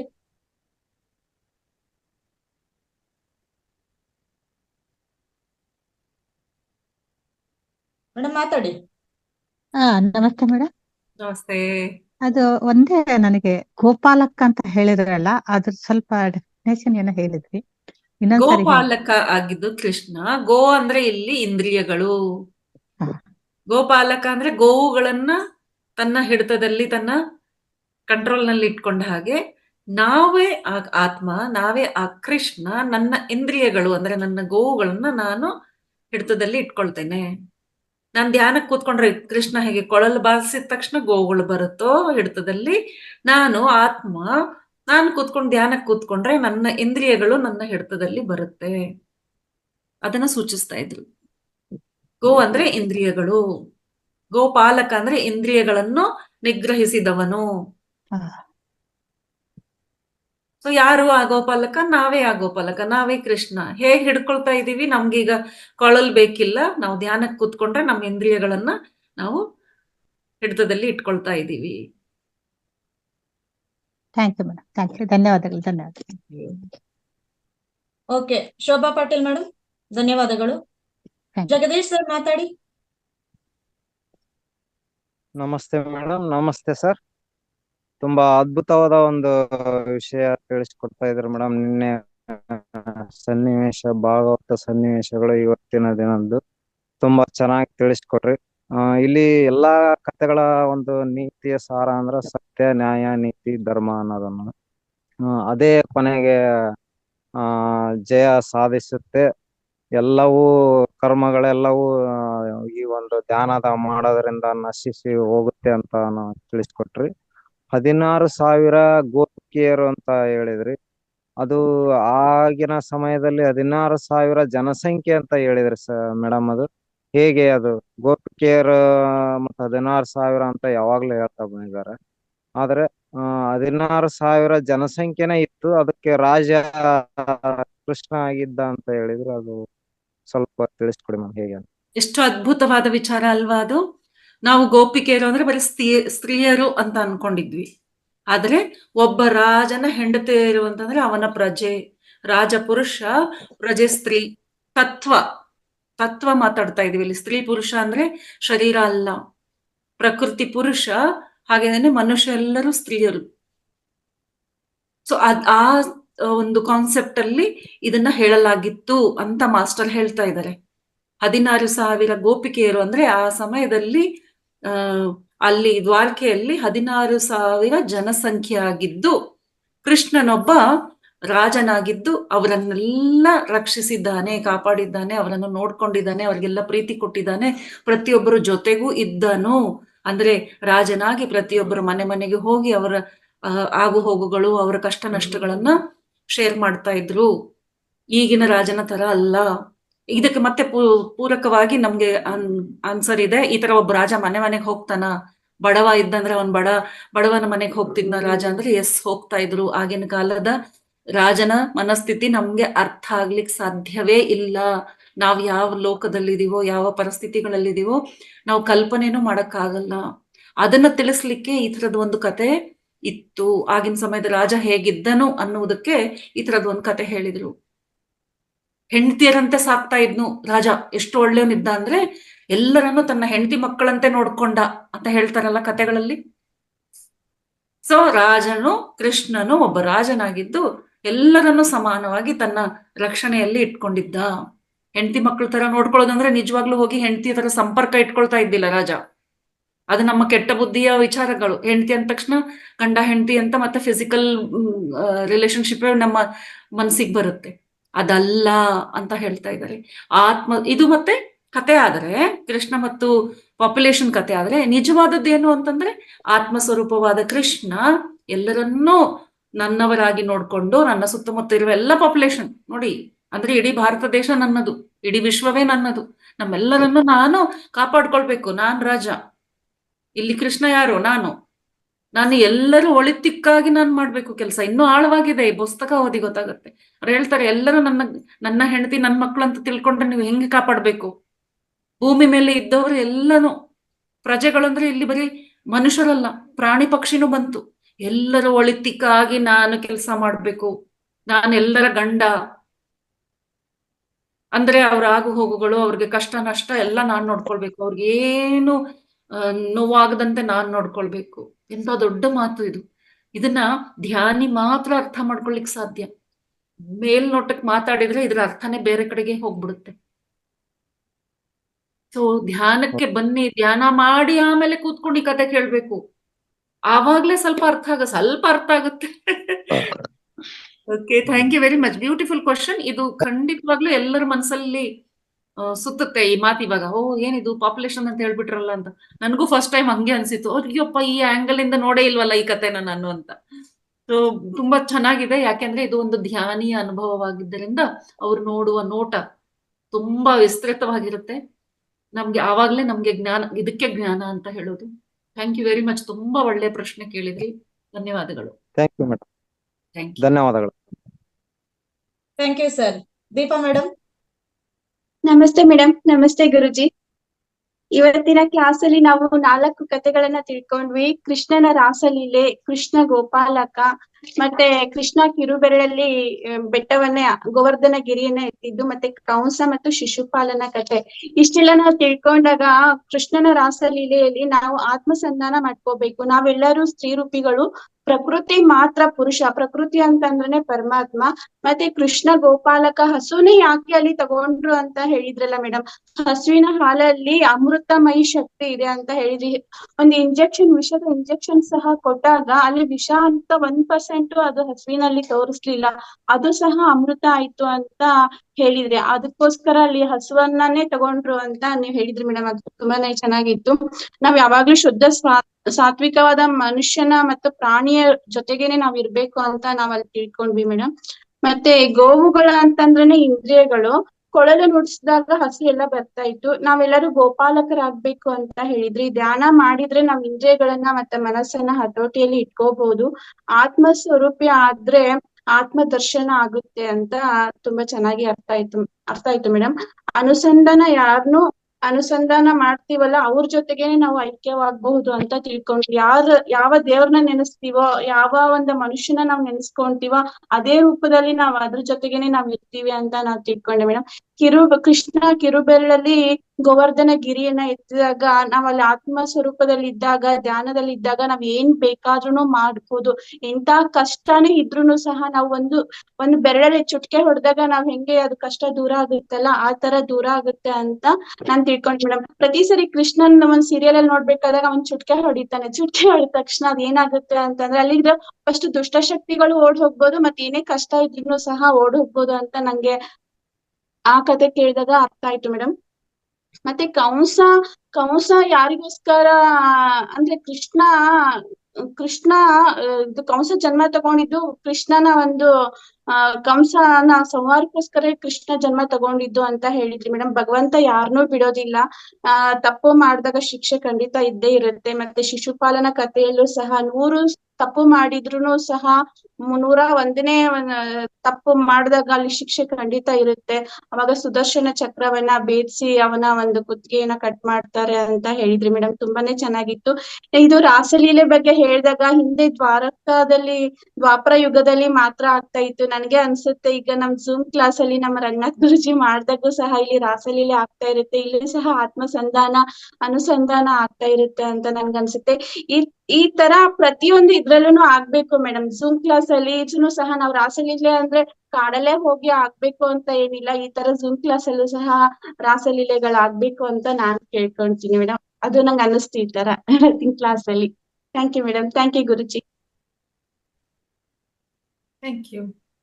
Right. Thank you Deepa madam. ಮತ್ತೊಮ್ಮೆ ಮೇಡಮ್ ಹೇಳಿದ್ರು, ಅವ್ರ ಜೊತೆ ನೀವು ಹೇಳಿದ್ರಿ, ನೀವು ಮತ್ತೆ ನಮ್ಗೆ ಇನ್ನೂ ಹೆಚ್ಚಿಗೆ ಅರ್ಥ ಮಾಡಿಸಿದ್ರಿ. ತುಂಬಾ ಚೆನ್ನಾಗಿ ಮಾತಾಡಿದ್ರಿ. Thank you madam. ಯಾರು ಲೇಟ್ ಜಾಯ್ನ್ ಎಲ್ಲಾ ಪ್ರಶ್ನೋತ್ತರ ಮುಗಿದಿದೆ. ಯಾರು ಲೇಟ್ ಜಾಯ್ನ್ ಆಗಿರ್ತಾರೆ ಅವ್ರಿಗೆ ಸಮ್ಮರಿ ಸಿಗುತ್ತೆ ಈ ತರ ಹೇಳ್ತಾ ಇದ್ರೆ. Thank you. Okay madam. Madam ತುಂಬಾ ಧನ್ಯವಾದಗಳು. ಅದ್ಭುತವಾಗಿ ನಮಗೆ ವಿಚಾರಗಳನ್ನ ತಿಳಿಸ್ಕೊಟ್ಟಿದ್ದೀರಾ. ನಿಮ್ಮ ನಗುಮುಗ ನೋಡ್ತಾ ಇದ್ರೇನೆ ನಿಮ್ಮನ್ನ ಮತ್ತೊಮ್ಮೆ ಭೇಟಿ ಆಗ್ಬೇಕು, ಮತ್ತೆ ಮತ್ತೆ ನಿಮ್ಮಿಂದ ಪ್ರವಚನ ಕೇಳ್ಬೇಕು ಅಂತ ಅನ್ನಿಸ್ತಿದೆ. ಧನ್ಯವಾದಗಳು. ಅದಕ್ಕೆ ಮೇಡಮ್ನು ಸ್ಪೆಷಲ್ ಆಗಿ ರಿಕ್ವೆಸ್ಟ್ ಮಾಡ್ತಾ ಇದೀವಿ. ನಮ್ಮ ಎಲ್ಲಾ ಸದಸ್ಯರ ಪರವಾಗಿ, ಮಹಾತಾರ್ ಫೌಂಡೇಶನ್ ಪರವಾಗಿ ವೈಯಕ್ತಿಕವಾಗಿ ತಾವು ದಯವಿಟ್ಟು ಸ್ವಲ್ಪ ಜಾಸ್ತಿ ಸೆಷನ್ಸ್ ಕೊಡಿ. ಅಂದ್ರೆ ಲಾಸ್ಟ್ ಫ್ಯೂ ಮಂತ್ಸ್ ನಿಮ್ ಸೆಷನ್ಸೇ ಇಲ್ಲ ನಮ್ಮ ಮಾತಾ ಟಿವಿಯಲ್ಲಿ. ನಾವೆಷ್ಟೋ ನಾನು ಇಲ್ಲವೇ ಇಲ್ಲ ಇಲ್ಲಿ. ನಾನು ಬಿಹಾರ್ಗೆ ಹೋಗಿದ್ದೆ. ಗೊತ್ತಾಯ್ತು ನೀವು ಬಿಹಾರಲ್ಲಿ ಇದ್ರಿ ಅಂತ. ಸೊ ತುಂಬಾ ಕೊರತೆ ಅಂತ ನಮ್ಗೂ ಅನಿಸ್ತಾ ಇದೆ. ಅಯ್ಯೋ, ಥ್ಯಾಂಕ್ ಯು ಸೋ ಮಚ್. ಈಗ ನನ್ಗೆ ಅಂದ್ರೆ ಸರೋಜಾ ಮೇಡಮ್ ನೋಡಿದ್ರೆ ಕೃಷ್ಣನ್ ನೋಡ್ದ ಹಾಗೆ ಆಗುತ್ತೆ. ಆಕ್ಚುಲಿ ಅವ್ರು ಬಿಟ್ಟಿರೋ ಕೂದ್ಲು, ಕರ್ಲಿ ಹೇರ್ಸ್, ಅವ್ರ ಸ್ಮೈಲಿಂಗ್ ಫೇಸ್ ಅದೆಲ್ಲ ನೋಡಿದ್ರೆ ಕೃಷ್ಣ ನೋಡ್ದಾಗೆ ಆಗುತ್ತೆ. ಆಕ್ಚುಲಿ ಈಗ ರಾಧಾಕೃಷ್ಣ ಸೀರಿಯಲ್ ಬರುತ್ತಲ್ಲ, ಆ ಸೀರಿಯಲ್ ಅಲ್ಲಿ ಕೃಷ್ಣ ಹಾಗೆ ಕೂದ್ಲು ಬಿಟ್ಟಿದ್ದಾರೆ. ಸೇಮ್ ಕೃಷ್ಣನ್ ತರಾನೇ ಅನಿಸ್ತಾರೆ ಸರೋಜಾ ಮೇಡಮ್ ನೋಡಿದ್ರೆ. ಧನ್ಯೋಸ್ಮಿ. Actually that is the love energy. ಎಲ್ಲಿ ಲವ್ ಎನರ್ಜಿ ದೊಡ್ಡ ಪ್ರಮಾಣದಲ್ಲಿರುತ್ತೋ ಅದೆಲ್ಲ ಕೃಷ್ಣಮಯ. ಆ ತರ ಎನರ್ಜಿ ಎಮಿಟ್ ಆಗುತ್ತೆ. And thank you so much. What a lovely way to say it. Thank you. Next month ದಯವಿಟ್ಟು ಒಂದು ವೀಕ್ ವರ್ಕ್ಶಾಪ್ ಕೊಡಿ ಮೇಡಮ್, ಯಾವ್ದೋ ಒಂದು. ಹಾ ಸರ್, ಆಗಸ್ಟ್ ಅಲ್ಲಿ ರಿಟರ್ನ್ ಬರ್ತೀನಲ್ಲ, ಮತ್ತೆ ನಾನು ಕೊಡ್ತೀನಿ ಅಂತ ಹೇಳಿ. July August. Right. July okay, July ಅಂದ್ರೆ ಈಗ ಇದು ಜುಲೈ ಸ್ಟಾರ್ಟ್ ಆಗಿದೆ ಅಲ್ಲ ಮೇಡಮ್. ಆಲ್ರೆಡಿ ಜುಲೈಯಲ್ಲಿ ಆಯ್ತು ಈಗ ಸೆಷನ್. ಸರ್, ಚಾರ್ಧಾಮ್ ಯಾತ್ರಾ ಹೋಗ್ತಾ ಇದೀನಿ ಸರ್. ಆಗಸ್ಟ್ ಅಲ್ಲಿ ಯಾವ ಡೇಟ್? ಸೆಕೆಂಡ್ ವೀಕ್ ಇಂದ ಪ್ಲಾನ್ ಮಾಡಿ ಹೇಳ್ತೀನಿ. ಮೇಡಮ್. Okay madam. ಒಂದು ವಾರದ workshop madam, continuous workshop. Fine sir, very good. Okay, fine sir. So ಇದು ಸ್ನೇಹಿತರೆ ಮಾತು ತಗೊಂತಾ ಇದೆ ಮೇಡಮ್ ಇಂದ. ಮತ್ತೆ ನೀವು ರಿಕ್ವೆಸ್ಟ್ ಮಾಡಿ, ದಯವಿಟ್ಟು ನಿಮ್ ಕಡೆಯಿಂದ ರಿಕ್ವೆಸ್ಟ್ ಮಾಡಿ. I am very proud to be here sir. ನಂಗೆ ಖುಷಿ ಆಗುತ್ತೆ. ಜ್ಞಾನ ಬರೀ ನಾನು ಕೂತ್ಕೊಂಡು ಓದಿದ್ರೆ ಅಲ್ವಲ್ಲ ಸರ್, ಇನ್ನೊಬ್ರಿಗೆ ಹೇಳಿ ನಾನು ವ್ಯಕ್ತಪಡಿಸಿದಾಗ, ನಾನು ಹೇಳ್ತಾ ಇದ್ರೆ ನಿಜ ಹೇಳ್ಬೇಕಂದ್ರೆ ತಿಳ್ಕೊಂಡಿದ್ದು ಒಂದಾದ್ರೆ ಹೇಳ್ತಿರುವಾಗ ಇನ್ನೊಂದ್ 2-3 ವಿಚಾರಗಳು ಬರುತ್ತೆ. ನನ್ನ ಜ್ಞಾನ ಹೆಚ್ಚಾಗತ್ತೆ, ನನ್ಗೆ ಲಾಭ ಇದೆ. ನಾನು ಕ್ಲಾಸಸ್ ಮಾಡೋದ್ರಿಂದ, ಯಾರೇ ಆಗ್ಲಿ ಕ್ಲಾಸಸ್ ಮಾಡೋದ್ರಿಂದ ನಮಗ್ ಲಾಭ ಆಗತ್ತೆ. ತಿಳಿಸಿ ಹೇಳುವಾಗ ನಾವು ಇನ್ನೂ ಬೆಟರ್. ಸ್ಟೂಡೆಂಟ್ಸ್ಗೂ ಇದನ್ನೇ ನಾನು ಹೇಳ್ಕೊಡೋದು. ಪಾಠ ಕಲ್ತ ಮೇಲೆ ಮತ್ತೊಬ್ಬರಿಗೆ ಹೇಳ್ಕೊಟ್ಬಿಡಿ. ಆಮೇಲೆ ಜೀವನ ಪರ್ಯಂತ ನೀವು ಮರೆಯೋದೇ ಇಲ್ಲ. ನಮ್ ತಂದೆ ನನ್ಗೆ ಹೇಳ್ಕೊಟ್ಟಿದ್ದು. ಸ್ಕೂಲ್ನಲ್ಲಿ ಯಾವಾಗ್ಲೂ ಪಕ್ಕದಲ್ಲಿ ಕೂತ್ಕೊಂಡವ್ರಿಗೆ ಟೀಚರ್ಗೆ ಕೇಳ್ತಾ ಇರ್ತಾರೆ, ಆ ಟೀಚರ್ ಹೇಳಲಿಲ್ಲ ಅಂದ್ರೆ ಕರೆದ್ಬಿಟ್ಟು ನಾನು ಹೇಳ್ತಾ ಇದ್ದೆ, ಬಾಬಾ ನಾನು ಎಕ್ಸ್ಪ್ಲೈನ್ ಮಾಡ್ತೀನಿ ಅಂತ. ನನ್ ಮಗಳಿಗೂ ಅದೇ ಅಭ್ಯಾಸ ಮಾಡಿಸಿದೆ. ಟ್ಯೂಷನ್ ಎಲ್ಲ ಕಳ್ಸಿಲ್ಲ. ಟ್ಯೂಷನ್ ಅಂದ್ರೆ ಏನು, ರಿಪೀಟ್ ಮಾಡೋದು. ಅದನ್ನ ನೀನೇ ರಿಪೀಟ್ ಮಾಡು. ನನ್ ಮಗಳು ಡಿಪ್ಲೊಮಾ ಕಲಿವಾಗ್ಲು ಏನ್ ಮಾಡಿದ್ಲು, ತನ್ನ ಕ್ಲಾಸ್ಮೇಟ್ಸ್ಗೆ ಮತ್ತೆ ಕ್ಲಾಸ್ ಮಾಡ್ತಾ ಇದ್ಲು ಅವಳು. ಅವ್ರ ಹತ್ರ ಕಲ್ತಿರೋ ಕ್ಲಾಸ್ಮೇಟು ಕಾಲೇಜ್ಗೆ ಫಸ್ಟ್ ಬಂದ್ಲು, ಇವಳು ಬರ್ಲಿಲ್ಲ, ಟೀಚರ್ ಬರ್ಲಿಲ್ಲ. ಅಂದ್ರೆ ಕೊಟ್ಟರೆ ಅಷ್ಟು ನಮ್ಮ ನಾಲೆಜ್ ಹೆಚ್ಚುತ್ತೆ. ಸೊ ಯಾರು ಸಂಕೋಚ ಪಡಬಾರ್ದು. ಕ್ಯಾಮರಾ ಆನ್ ಮಾಡಿ ಮಾತಾಡಿ ಅಂದ್ರೆ 2 ನಿಮಿಷದಲ್ಲಿ ಎಷ್ಟೋ ಮಾತುಗಳನ್ನ ಮಾತಾಡುವ, this is kind of training. ಇದು ಈ ಅವಕಾಶ ಕಳ್ಕೊಂಡ್ಬಿಟ್ರೆ ನೀವು ಒಂದ್ ದೊಡ್ಡ ಟ್ರೈನಿಂಗ್ ಕಳ್ಕೊಂಡಂಗೆ. ಅರ್ಧ ಗಂಟೆ ಸಮಯ ಸರ್ ಕೊಡ್ತಾ ಇದ್ದಾರೆ ಎಲ್ರಿಗೂ ಮಾತಾಡ್ಲಿಕ್ಕೆ. ಸೊ ದಯವಿಟ್ಟು ನೆಕ್ಸ್ಟ್ ಟೈಮ್ ಹೊಸಬ್ರು ಯಾರ್ಯಾರು ಕ್ಲಾಸ್ ಅಲ್ಲಿ ಇದ್ದಾರೋ ಅವರೇ 4 ಜನ ಮಾತಾಡಬಾರ್ದು. So okay, thank you. Even gents ತುಂಬಾ ಕಡಿಮೆ ಮಾತಾಡ್ತಾರೆ. ಹಾ, ಯಾಕೆ ಇಷ್ಟು ಸಂಕೋಚ ನಿಮ್ಗೆ? ಅದೇನೋ ಅರ್ಥನೇ ಆಗ್ತಾ ಇಲ್ಲ. ಹಾ, ಸಂಕೋಚ ಪಡಬಾರ್ದು. ಹ್ಮ್. ಮತ್ತೆ ಯಾವ ಸ್ಥಿತಿದಲ್ಲಿ ಇರ್ಲಿ ಏನ್ ಪರವಾಗಿಲ್ಲ, ಕ್ಯಾಮ್ರಾ ಆನ್ ಮಾಡ್ಕೊಳ್ಳೋದಪ್ಪ, ಹೇಳೋದಪ್ಪ. ಅದು ಅಲ್ಲದೆ ನಿಮ್ಗೆ ಸಂಕೋಚ ಇದು, ಇಲ್ಲಪ್ಪ ನಾನು ಬನಿಯನ್ನಲ್ಲಿ ಕೂತ್ಕೊಂಡು ಕೇಳ್ತಾ ಇದ್ದೀನಿ ಕ್ಲಾಸ್ ಅಂತಂದ್ರೆ, ನೆಕ್ಸ್ಟ್ ಟೈಮ್ ಇಂದ ಕ್ಲಾಸ್ ಅಲ್ಲಿ ಕೂತ್ಕೊಳ್ಳುವಾಗ ಪ್ರಾಪರ್ ಆಗಿ ನಾವೆಲ್ಲ ಹೇಗೆ ರೆಡಿ, ಒಂದು ಕ್ಲಾಸ್ ರೂಮ್ಗೆ ಹೋಗಿ ಆಸ್ ಇಫ್ ಸರ್ ಒಂದು ಸೆಷನ್ ಎಲ್ಲೋ ಒಂದು ಹಾಲ್ ಅಲ್ಲಿ ಮಾಡ್ತಾ ಇದ್ದಾರೆ ಅನ್ನೋ ತರ ನಾವು ಝೂಮ್ಗೆ ಅಟೆಂಡ್ ಆಗ್ಬೇಕು ಫ್ರೆಂಡ್ಸ್. ನಿದ್ದೆಗಣ್ಣಲ್ಲೇ ಕೂತ್ಕೊಂಡ್ಬಿಟ್ಟು ಮುಖ ತೊಳೆದಿರ ಬೆಡ್ ಮೇಲೆನೆ ಕೂತ್ಕೊಂಡು ಆತರ ಮಾಡಬಾರ್ದು. ಅದನ್ನ ಕಮಿಟ್ಮೆಂಟ್ ಅಂತ ಹೇಳ್ತಾರೆ. ಝೂಮೇ ಆಗಿರ್ಲಿ, ಒಳ್ಳೆ ಡ್ರೆಸ್ ಹಾಕೊಳ್ಳಿ, ನೀವೇ ಚಕ್ಕಂತ ಫ್ರೆಶ್ ಆಗ್ತೀರಾ, ಮಾತಾಡೋ ಮಾತುಗಳು ಇನ್ನೊಂದು ಲೆವೆಲ್ಗೆ ಅರ್ಥ ಆಗುತ್ತೆ. ನಾನು ಹೇಳ್ತೀನಿ, ನನ್ನ ಮಾತು ಕೇಳಿ ವಿಶ್ವಾಸ ಇಡಿ. ಅದಕ್ಕೆ ನನ್ನನ್ನು ಯಾವಾಗ ನೋಡಿದ್ರು ನಾನು ಫುಲ್ಲಿ ಡ್ರೆಸ್. ನನಗೆ ತುಂಬಾ ಜನ ಮೊದಲಿಗೆ ಹೀರೋಯಿನ್ ಅಂತ ಇದ್ರು. ಹೌದು, ನಾನು ರೆಡಿ ಆಗೇ ಕೂತ್ಕೊಳ್ಳೋದು. ನನ್ಗೆ ಅವಾಗ್ಲೇ ಖುಷಿ. ಆತರ ಕೂತ್ಕೊಂಡ್ ನೋಡಿ, ನೈಟಿನಲ್ಲಿ ಕೂತ್ಕೋಬೇಡಿ. ಒಳ್ಳೆ ಸೀರೆ, ಒಳ್ಳೆ ಡ್ರೆಸ್, ಏನು ಚೂಡಿದಾರ್ ಇವಾಗೆಲ್ಲ ದೇವ್ರು ಕೊಟ್ಬಿಟ್ಟಿದ್ದಾನೆ, ಒಳ್ಳೆ ಹಿಂಗ್ ಅಂತ ನೈಟಿ ಬದಲು ಒಂದು ಟಾಪ್ ಹಾಕೊಳ್ಳಿ, ಸರಿಯಾಗಿ ತಲೆ ಸರಿ ಮಾಡ್ಕೊಂಡು ಕೂತ್ಕೊಳ್ಳಿ. ಇಷ್ಟು ಒಂದು ಕೇಳ್ತಿರುವ ಮಾತು ಸರಿಯಾಗಿ ಅರ್ಥ ಆಗುತ್ತೆ. ನಾನು ಯಾವ ಸ್ಥಿತಿಯಲ್ಲಿ ಕೂತ್ಕೊಂಡು ಕೇಳ್ತೀನೋ ಆ ಲೆವೆಲ್ಗೆನೆ ಸಬ್ಜೆಕ್ಟ್ ಅರ್ಥ ಆಗೋದು. ಏನ್ ಪರವಾಗಿಲ್ಲ, ಅವ್ರು ಹೇಳ್ತಾ ಇದ್ದಾರೆ ಅಂತ ಪಕ್ಕದಲ್ಲಿ ಎಷ್ಟೋ ಜನ ಸೋಫಾ ಪಕ್ಕದಲ್ಲಿ ಅವ್ರ ಬೆನ್ನು ಕಾಣ್ತಾ ಇರುತ್ತೆ, ಸೊಂಟ ಕಾಣ್ತಾ ಇರುತ್ತೆ. ಅಷ್ಟು ಅಲಕ್ಷ್ಯದಿಂದ ನಾವು ಕ್ಲಾಸ್ ಅಟೆಂಡ್ ಆಗ್ಬಾರ್ದು. Complete awareness. ಕ್ಯಾಮ್ರಾ ಆನ್ ಮಾಡಿದೀನಿ ಅಂದ್ರೆ ಅಲ್ಲಿ ಫ್ಯಾನ್ ನೋಡ್ಬೇಕಾ ನಾನು? ಇಲ್ಲಿ ಎಷ್ಟೋ ಜನ ನೋಡಿ ಗೋಡೆ ಫ್ಯಾನ್ ತೋರಿಸ್ತಾ ಇದ್ದೀರಾ, ಫ್ಯಾನ್ ನೋಡ್ಬೇಕಾ ನಾವು? ಕೂತ್ಕೊಳ್ಳಿ, ಕ್ಲಾಸ್ ರೂಮ್ ಅಂತ ತಿಳ್ಕೊಳ್ಳಿ. ಸೊ 1 to 1 ಮಾಡೋದ್ರಿಂದ ಎನರ್ಜಿ ಎಕ್ಸ್ಚೇಂಜ್ ಆಗುತ್ತೆ. ಮಾತು ಅರ್ಥ ಆಗದೆ ಇರ್ಬೋದು, ಬಟ್ ಅಲ್ಲಿ ಹೋಗ್ಬೇಕಾದ ಮ್ಯಾಟರ್ ಪ್ರಾಪರ್ ಆಗಿ ನಮ್ಗೆ ನಾವೆಲ್ಲ ಇಲ್ಲಿ ಬರ್ತಾ ಇರೋದು ಎನರ್ಜಿಗಾಗಿ. ನಾವ್ ಮನೇಲಿ ಕೂತ್ಕೊಂಡ್ರೆ ಎನರ್ಜಿ ಸಾಲ್ತಾ ಇಲ್ಲ, ಅದಕ್ಕೆ ಗ್ರೂಪ್ ಎನರ್ಜಿಗಾಗಿ ನಾವ್ ಇಲ್ಲಿ ಬರ್ತಾ ಇದೀವಿ. ಸೊ ಕಂಪ್ಲೀಟ್ಲಿ ಅಬ್ಸರ್ವ್ ಮಾಡ್ಕೊಳ್ಳಿ, ಬಿ ಸೆಲ್ಫಿಶ್. ಒಳ್ಳೇದಕ್ಕೆ ಅಂತ ತಿಳ್ಕೊಂಡ್ಬಿಟ್ಟು ಚೆನ್ನಾಗಿ ರೆಡಿಯಾಗಿ ಟಿಂಗ್ ಟಿಂಗ್ ಟಿಂಗ್ ಅಂತ ಹೇರ್ ಸ್ಟೈಲ್ ಮಾಡ್ಕೊಂಡು ಬಂದು ಕೂತ್ಕೊಳ್ಳಿ, ಒಳ್ಳೆ ಡ್ರೆಸ್ ಹಾಕೊಂಡು. ನಿಜ, ಪ್ರಾಪರ್ ಆಗಿ ಒಂದ್ ಶರ್ಟ್ ಹಾಕೊಳ್ಳೋದು ಎಷ್ಟೊತ್ತು, ಅಯ್ಯೋ ಬನಿಯನ್ನಲ್ಲಿ ಇದೀನಲ್ಲ ಕೂತ್ಕೊಳಕ್ ಆಗಲ್ಲ ಅಂದ್ರೆ ಒಂದ್ ಒಳ್ಳೆ ಟೀ ಶರ್ಟ್ ಹಾಕೊಳ್ಳಿ, ಪಕ್ಕದಲ್ಲೇ ಇರುತ್ತೆ, ಮುಖ ತೊಳ್ಕೊಂಡು ಕೂತ್ಕೊಳ್ಳಿ, ತಲೆ ಬಚ್ಕೊಂಡು ಕೂತ್ಕೊಳ್ಳಿ. ನಾನಂತೂ ಪರ್ಫ್ಯೂಮು ಹಾಕೊಳ್ತೀನಿ. ಒಂದೊಂದ್ಸಲ್ತಿ ನನಗೆ ನಗು ಬರುತ್ತೆ, ಝೂಮ್ ನಲ್ಲಿ ಯಾರಿಗಪ್ಪ ಪರ್ಫ್ಯೂಮ್ ಸ್ಮೆಲ್ ಬರುತ್ತೆ ಅಂತ. ನೋ, ನನ್ನ ಸಲುವಾಗಿ ನಾನು ಯಾರು ಸೆಲೆಕ್ಟ್ ಮಾಡ್ತಾ ಇಲ್ಲ, ನನ್ಗೆ ಒಳ್ಳೆ ಫೀಲ್ ಬರ್ಬೇಕು. ಸೊ ನಾನು ಪರ್ಫ್ಯೂಮ್ ಇಲ್ದೆ ಇರಲ್ಲ. ನನ್ಗೆ I love smell, good smell. Yeah, thank you. Okay madam, ನಾನು ಒಂದು ನಿಮಿಷ ನಾನು ಶೇರ್ ಮಾಡ್ತೀನಿ ಮೇಡಮ್. ಮೇಡಮ್ ನೀವು ಹೇಳಿದ್ರೆ ಖುಷಿ ಆಗ್ತಾ ಇದೆ, ನಿಜವಾಗ್ಲೂ ನಗು ಬರ್ತಿದೆ. ನಾನು 3 ವರ್ಷದಿಂದ ಒಂದು ಬೇರೆ ಸೆಷನ್ ಅಟೆಂಡ್ ಮಾಡ್ತಾ ಇದ್ದೆ. ಅಟೆಂಡ್ ಮಾಡೋದಷ್ಟೇ ನನಗೆ ಗೊತ್ತು, ವಿಡಿಯೋ ಆನ್ ಮಾಡ್ತಾ ಇರ್ಲಿಲ್ಲ, ಮಾತಾಡ್ತಾ ಇರ್ಲಿಲ್ಲ. ಬಟ್ ಆದ್ರೆ 4ನೇ ವರ್ಷದಿಂದ ಇದು ಧ್ಯಾನ ಮಹಾವತಾರ್ ಫೌಂಡೇಶನ್ ಸಿಕ್ತು. ಇದ್ರಲ್ಲೂ ಸಹ ಅದೇ ಕಂಟಿನ್ಯೂ ಮಾಡ್ಕೊಂಡು ಹೋದೆ. ರೊಗ್ಗೊಚ್ಕೊಂಡ್ ಮಲ್ಕೊಂಡು ಸುಮ್ನೆ ಕೇಳೋದು, ಏನೂ ಇಲ್ಲ, ನನ್ ರೆಸ್ಪಾನ್ಸ್ ಏನೂ ಇಲ್ಲ, ಹಿಂಗೇ ಮಾಡ್ತಾ ಇದ್ದೆ. ಬಟ್ ಆದ್ರೆ ಸರ್ಟನ್ ಟೈಮ್ ಅಂತ ನೀವ್ ಹೇಳಿದ್ರಿ, ಪತ್ರಿಜಿಗರು ಬಂದ್ರು ನೋಡಿ, ಎದವನೇನು ಅಂತ ಗಡ್ಡಿಗೆ ಒಂದ್ ಹೊಡೆದು, ನೀನ್ ಬಂದಿರೋದೇನಕ್ಕೆ, ಲೋಕ ಕಲ್ಯಾಣಕ್ಕಲ್ವಾ, ನೀನ್ ಹಿಂಗ್ ಮಲಗಿದ್ರೆ ಎಷ್ಟ್ರ ಮಟ್ಟಿಗೆ ಸರಿ ಅಂತ ಥಟ್ ಅಂತ ಎಚ್ಚೆತ್ಕೊಂಡೆ ಮೇಡಮ್. ಅವತ್ತೇ ಮೇಡಮ್ ಅಲ್ಲಿಂದ ಇಲ್ಲಿವರೆಗೂ ವಿಡಿಯೋ ಆನ್ ಮಾಡ್ಕೊಂತೀನಿ, ಎಲ್ಲ ಏನ್ ರೆಸ್ಪಾನ್ಸ್ ಕೊಡ್ಬೇಕು ಪ್ರತಿದಿನ ನಾನ್ ಮಾಡ್ತಾ ಇದ್ದೀನಿ, ಆ ಕೆಲಸ ನಾನ್ ಮಾಡ್ತಾ ಇದ್ದೀನಿ. ತುಂಬಾ ಥ್ಯಾಂಕ್ ಯು. Thank you. ನೋಡಿ, ಪತ್ರಿ ಸರ್ದೇ ಇದೆ ಇದು ಆದೇಶ. ಹಾಗಾದ್ರೆ ಇದು ನನ್ನ ಇಚ್ಛೆ ಆಗಿದೆ, ಪತ್ರಿ ಸರ್ ಆದೇಶವಾಗಿದೆ. ನೆಕ್ಸ್ಟ್ ಟೈಮ್ ಇಂದ ಎಲ್ರು ಕ್ಯಾಮ್ರಾ ಆನ್ ಮಾಡ್ಬೇಕು. ಪ್ರೌಡ್ ಫೀಲಿಂಗ್ ಬೈ ಇಷ್ಟು ಜನ ಒಂದು ಗುಂಪಲ್ಲಿ ಜಾಯಿನ್ ಆಗಿ ನಾವೆಲ್ಲ ಕ್ಯಾಮ್ರಾ ಆನ್ ಮಾಡ್ಬಿಟ್ರೆ ಎಂತ ಪ್ರೌಡ್ ಫೀಲಿಂಗ್. ಇಷ್ಟು ಜನಗಳ ಜೊತೆಲಿ ನಮ್ಮ ಅನುಸಂಧಾನ ಆಗ್ತಾ ಇದೆ. We are all power banks, ಇಷ್ಟು ಪವರ್ ಬ್ಯಾಂಕ್, ಯೋ ಮೈ ಗಾಡ್. ನೋಡಿ, ಒಂದ್ ಪವರ್ ಬ್ಯಾಂಕ್ ಇಂದ ಇಷ್ಟು ಎನರ್ಜಿ ಬಂದ್ರೆ 84 ಇತ್ತು ನಾನು ಜಾಯಿನ್ ಆದಾಗ, ಈಗ 58 ಆಗಿದೆ.